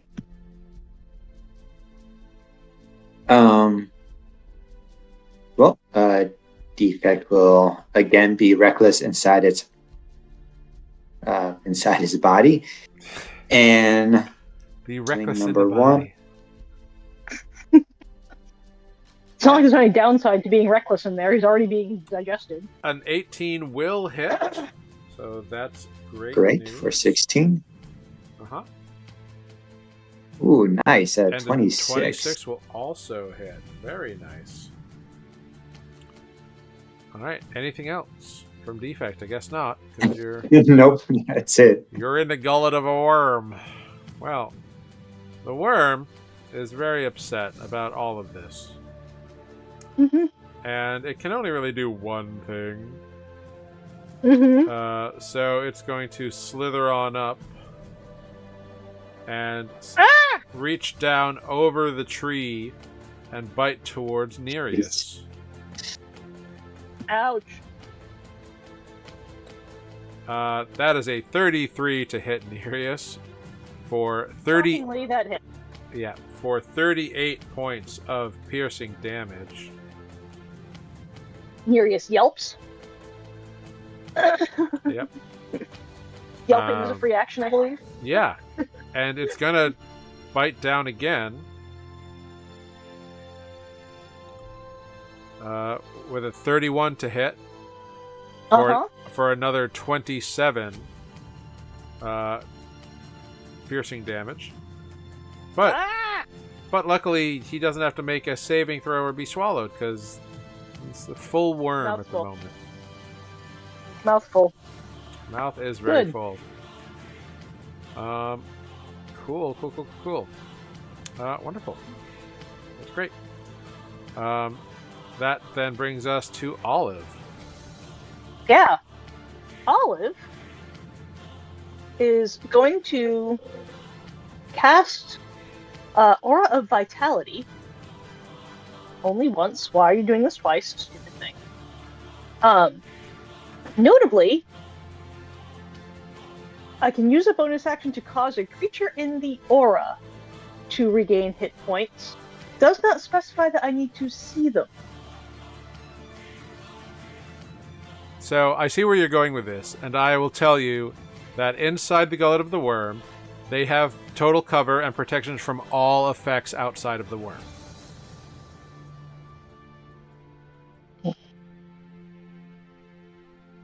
Every other healing spell says you have to have sight lines on them. So in D&D, specifics beat generalities, and this specific creature blocks all effects of creatures it has swallowed. Cool. So you can't target the people inside. You can target the people outside. Cool. All right. Well, Like in the that guy who case, just got bit twice right next to you. Yeah. Yep. We'll give him some a whopping 8 hit points. All right. Sure. Cool. That is all Olive can do without getting bitten. So she's gonna sit here and try to look small. Well, because she's 6 feet tall. we go then to Nereus, who has just been bit twice. Yep. He's not enjoying this. Totally understandable. Yep. If he was just been bit, stand by. Ah. I need to do something real quick here. Oh, interesting. Okay.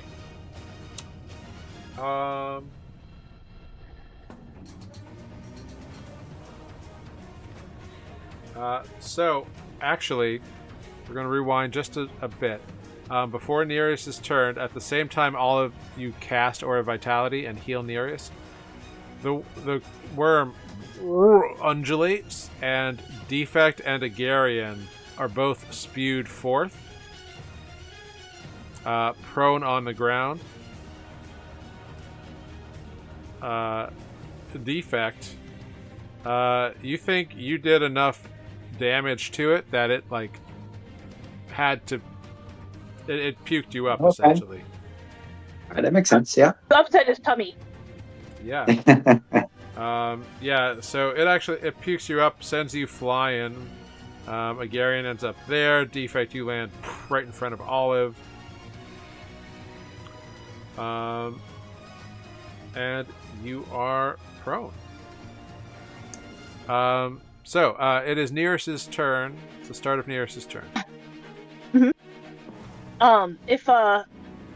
the If he has just been bitten, is the creature therefore still within touching range? The creature is about... Or does it recoil? Is it recoiled when it's bit? Yeah, the creature is about 10 feet away from you physically. Gotcha. Understood. Nereus is going to... All right. Yeah, just choking. Okay. Stop it. Throw a 4th level fireball. All right. Cool.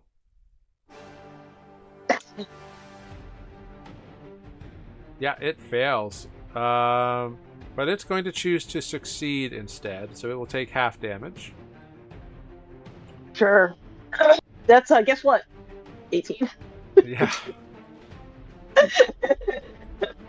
Tonight's episode is brought to you by the number 18.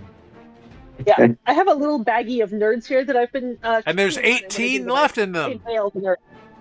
Yeah, I just inhaled one. That was what the... Oh my god, I'm dying coughing is about. Yeah, that'll do it. Nerds in the lungs. Wonderful. Do not recommend. 0 stars. Well, great. That will bring us to Agarian. Mm-hmm. Agarian stumbles to his feet, no longer restrained or in a swallowed throat. Still has his great sword. Kind of steels himself, moves in, and attempts to thrust deeply into the creature. First attack is a miss. Second attack is a hit. Third attack is a hit. Let's see. That's...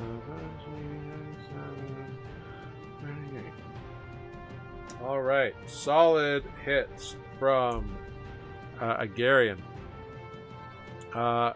Trip pokes his head out and just fires off a little bit of a ray of a frost here. Ching. He manages to hit him. Yay! Does some damage. Good job, Trip. I would have loved it. That was a killing blow. Ping. Next up, we have Spoot. Spoot. Okay. Spoot. Yeah, this thing's been like fire blasted, and it's been disintegrated. It's gotten chopped up. It's looking hurt. Awesome. Sorry, let me just check something real quick. What is this yellow sphere? Is that my aura of vitality? Yes. Great. I just noticed it. I was like, you know what? It's not often that this happens. Because Defect is there, raging. He has the wolf totem spirit, which would give allies advantage on melee attack rolls. Oh, that's right. That's right. Which in that case, Agarian's third attack would have hit. Okay. Thank you for reminding me of that. It's not often it happens because everyone, leaves me up close. A lot of spellcasters. try not to punch up. Yeah, a lot of spellcasters. So Spoot will... What does he have? He has a mace. Yes, he does have. He does have his mace. Requiem. Yep, Requiem is a mace. Requiem is a mace. So, with advantage, he'll use that to attack the creature. Yeah, either one of those will hit, and Spoot smashes it. This mace that has the blue shard kind of floating in the head of it, smashes it into the creature. First time he's really used it in this fashion, and you see a burst of blue energy kind of flashes as he smashes this creature, and it roars in defiance, and its body I need everybody to make a dexterity saving throw, please. Oh no. Defect, you're prone on the ground, so you're fine. So you'll have to make it. Oh no, never mind. Agarian makes a dexterity saving throw. Oh, he did well. Nice. Trip and Kruthi don't have to make it because they're underground in their burrow. What about Greg? Greg rolled an 18. No, sorry. Yes, Greg has to make Greg it. didn't roll. Okay. Yeah, Greg has to make it. Yeah. So Nereus rolls a 6. Olive rolls an 18. 14. Nereus rolled a 14 and Olive rolled a 15. I see that Nereus's first dex save is a 6. I see 14 and then 6. I see 6 and then 14. I see 6. Weird. Okay, sure. Weird. It looks exactly the opposite on my screen, but I believe you. Well, let's see. What the...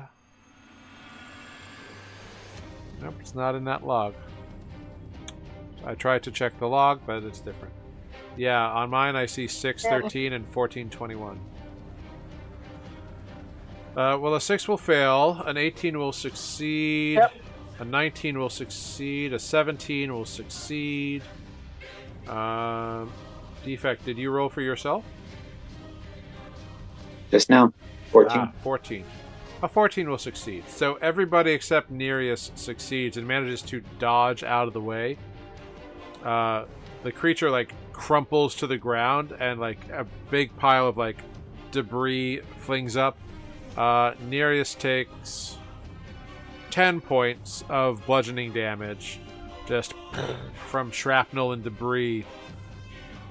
I watched it. Yeah.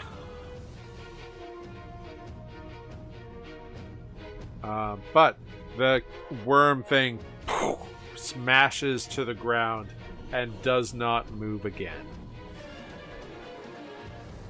That is freaking awesome.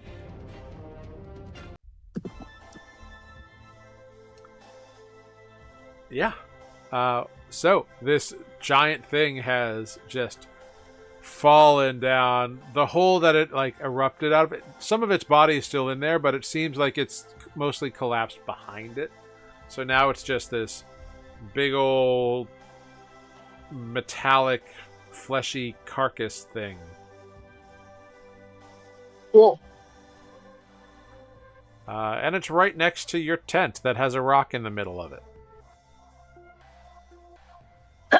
Well, I've got 9 more rounds of healing to dole out. Yeah, you can assign that. Oh.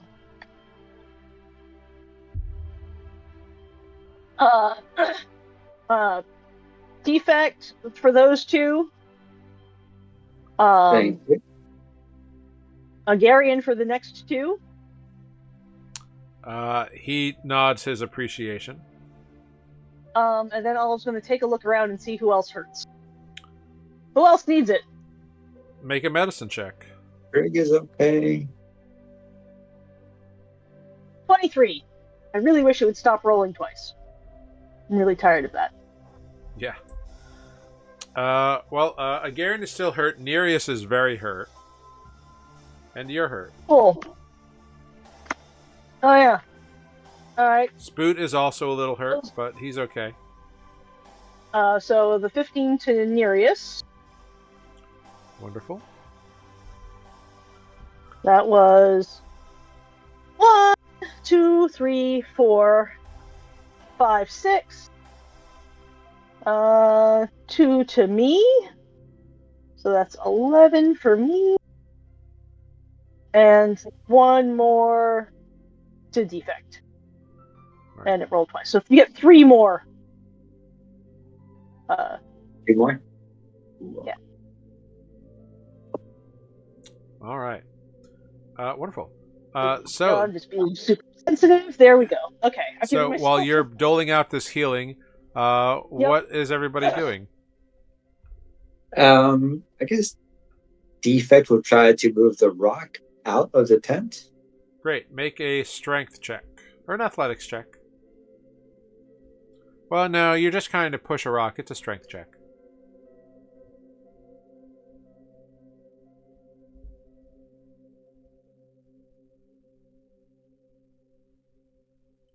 $18.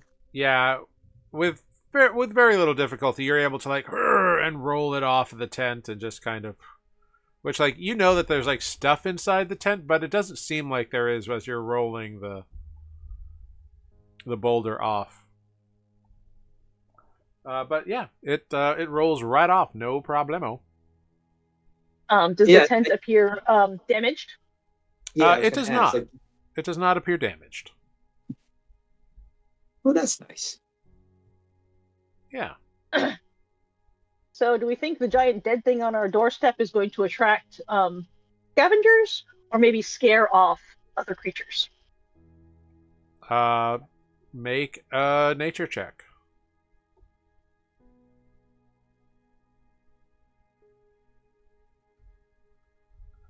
With a 17, it could go either way. It doesn't start rotting and decomposing immediately, but right. Sure enough, something will find this.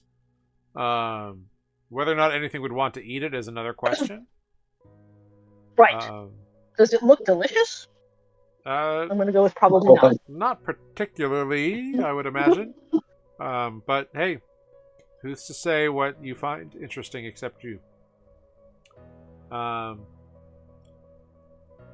But like, also, you know, like, very rarely do dead things actually make creatures like stay away. It's usually more like environmental stuff, or live creatures make other animals stay away. Yeah.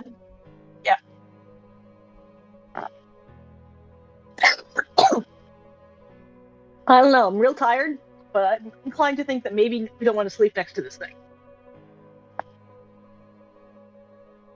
I mean, I can sleep through or next to anything because I don't really sleep. So whatever the party decides, I'll be okay with. You see a Garion is like, he cleans off his sword and he stands up. I think the smart tactical thing to do would be to relocate in case this commotion draws attention.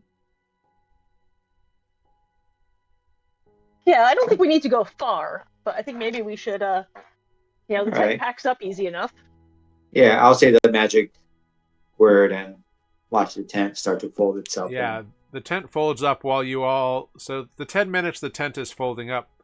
What do you all do? I'm gonna I'm not gonna walk out of sightline of the tent folding, but take a quick scout around to see if there's a new place to put the tent. Make a perception check. I can see like a rise or a hill or anything like that. Sure, make just a quick perception check. Sure. Or 14. Yeah, 14. Yeah, like, it's snowing a little bit and it's kind of semi overcast, but the moons are still pretty bright, and you're pretty sure that there's another place down over towards the northeast a bit. Like, it looks like it's kind of like sloping uphill a little bit, so that probably means there's like a little crevice or something. All right, I think we should go that way. I don't think we should go very far, but we should just walk far enough that there's not a giant dead thing on our door. You see that Trip is like kind of down at the creature, like investigating it and like poking at it. I've never seen anything quite like this. I've seen all sorts of creatures. This is something new and interesting. Oh, now that it's on the ground and dead, do the metal plates pull off? Do they fall off? No. Do they pull off? Make a strength check.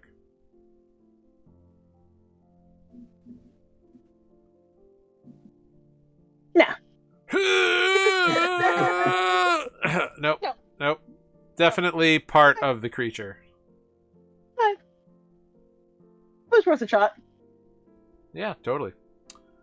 But as you know, he's kind of looking around that disintegrated area. Trip sees something, catches his eye. He's like, "There's something inside this thing." What kind of something? Defect like checks his body. He's like, wait, did I leave something inside? Well, it's.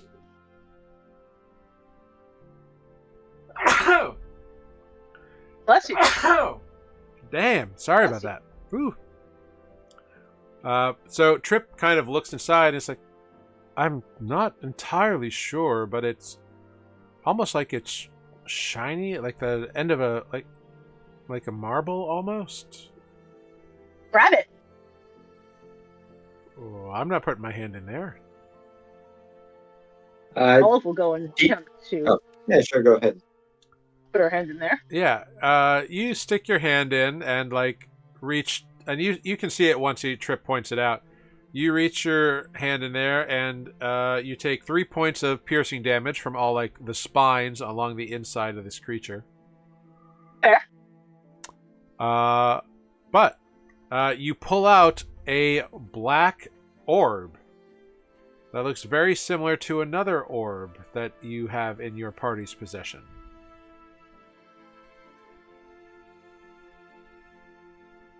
Yeah. Yeah, that looks like the same orb as the one we pulled out from the other creature. Yeah, it's about this big around, like a magic 8-ball kind of size.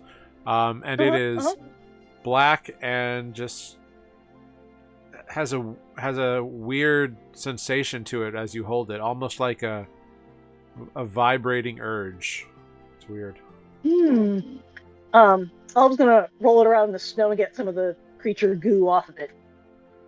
Yeah, there's not a lot of like goo and viscera on this creature because it's mostly muscle. Sure.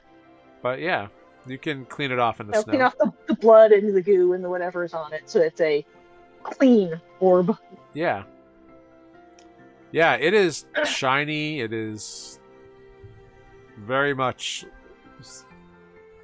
like in a weird way, like it looks very similar, but you don't know if it's like identical to it, but it's very similar. I feel like Greg would do some sort of check, seeing that we had pulled out 2 identical looking orbs from 2 very different creatures. Greg would try to make a check of some sort, maybe investigation, just to see like what theories they can pull out. So investigation would have like helped them to find it. What they could do an Arcana check. Okay, yeah. Greg's trained in that. 16. Yeah, with a 16, knowing what the party in general already knows about the other orb, Grig is pretty sure it's kind of the same thing, but doesn't know if it is matched to that one. Like, doesn't know if it's like the pair of it. That is hard to figure out and might require the expenditure of a spell or magic to figure that out. Such as the Identify spell. Spook steps in and he's like, hey. This seems like a knowledge thing. Yeah, Spook will step up and say, you know what, let me take a look at that. And we'll cast Identify. Cool. So Spook casts Identify on this orb. And indeed, he gets the same result that he got on the other one. It's a orb of impulse. It's an orb of urge. It's the same effect. It's an orb that kind of shares or implies urges and images or urges and instincts between one holder and the other. but it is not matched to the other one you have. So it's not a pair. It is, or it is not? It is not. Not.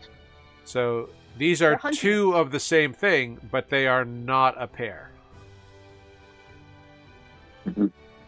They know we're here and they're hunting us.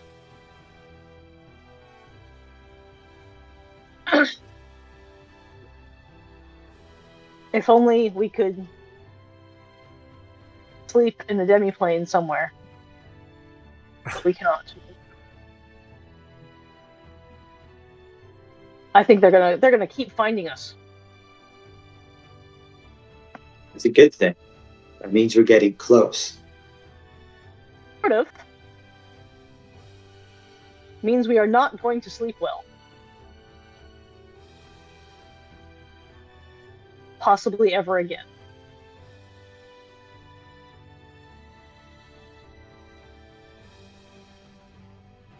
I have no empathy for that. Sorry.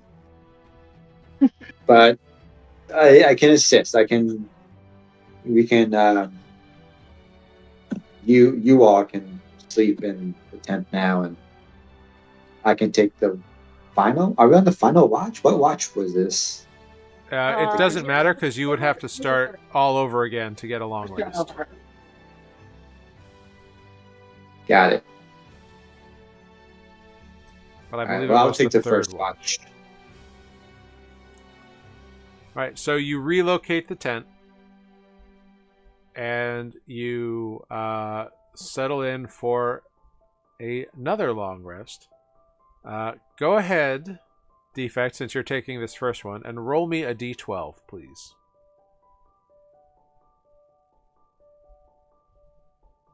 Six. Okay. The snow falls. The land is quiet. The stars are bright when the clouds don't roll over them. The moons are exceptionally bright, and getting closer and closer all the time. And spinning in such a way, or at least one of them is. The two moons are... One is stationary because you've learned that they used to be one moon, but in the breaking, it was somehow broken into two. And one of them has regular phases and is fairly stationary. The other one kind of spins and rotates around very slowly.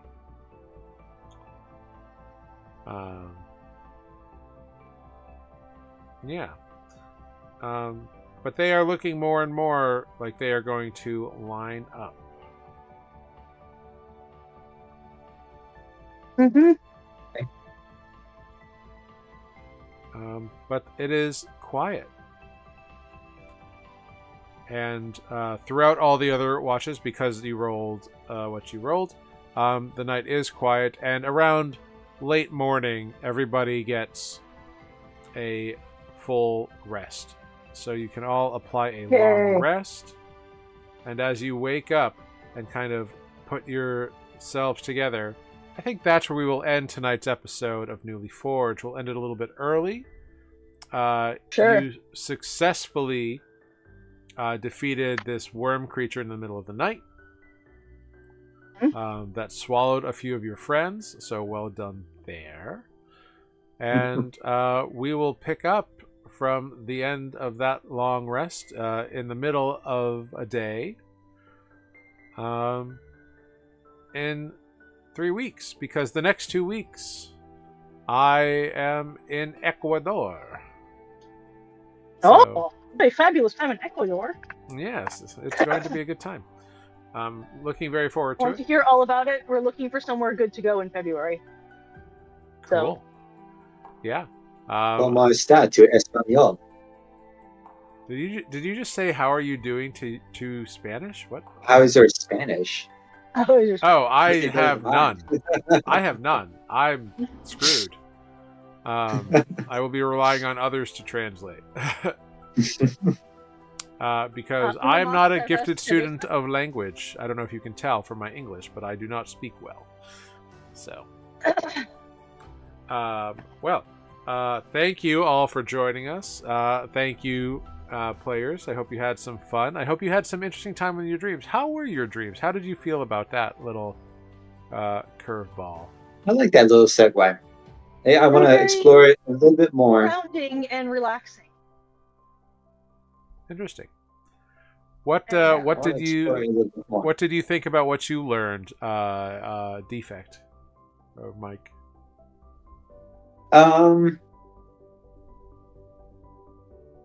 mean, I don't think Defect has learned anything more profound or like very life altering, but it just paints a clearer picture of like what life was sort of like. Like with the dancing, like that connection with Umbradius. But I don't know, it feels like something he wants to explore a little bit more. Kind of flesh out everything. That's cool. That's cool. Wonderful. Great. And how about you, Olive Sarah? You had kind of an interesting thing happen in yours. Yeah.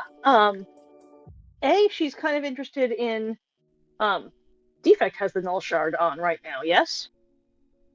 That's right. She's interested in seeing what happens if she puts the null shard on. Being as it is apparently somehow connected to the orcs and her history. Or orcish history, whether or not it's her history specifically. And she's also trying to parse how she can commune with nature is not the right thing, because Defect does that all the time, and that just tells us where things are. How she can, the druid equivalent of the divine intervention. Like what she can do to tap into Nuuli, and I'm not sure what that is. But I'll think about it. Yeah, come up with a theory and idea, and we'll roll with it. Like happy to play that game. Like commune with nature is definitely not it. Like commune with nature is a specific like utility spell. Specific. Yeah, and while you're essentially useful, it's not. It sounds like you're describing essentially like asking a god for advice, but except it's not a god; it's the world. Right. It's the forces of nature. The druid equivalent of divine intervention. Yeah. Basically. Sure. And like, it doesn't exist, but I'm trying to figure out what. Like, it doesn't exist as a spell. Right. Yeah. Definitely so something we can explore. What that is. Yeah. It'll be like ducky. A meditation. Cool. Or something. I kind of think that's an after thing. Like, we're not going to stop now, so Olive can sit around and be one with nature, so that in the next 3 days.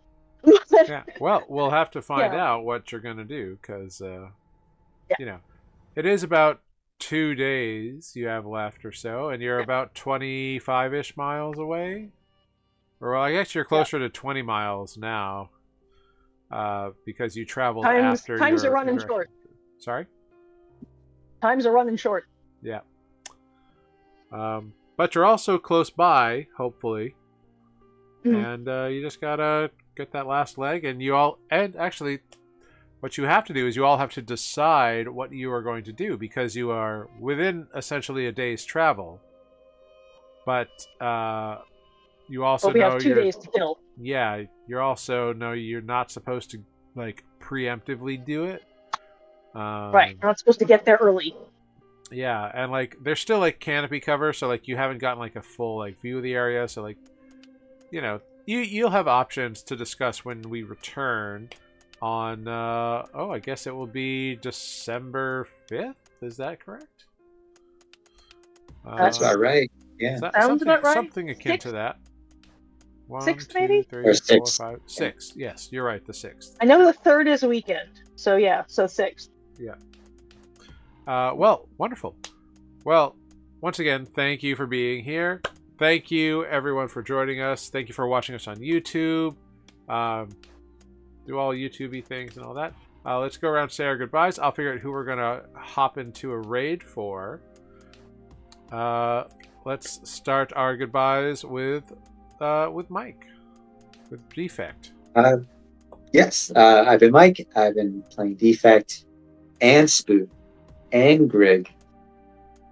Thank you guys for watching. Have a great, happy Thanksgiving next week.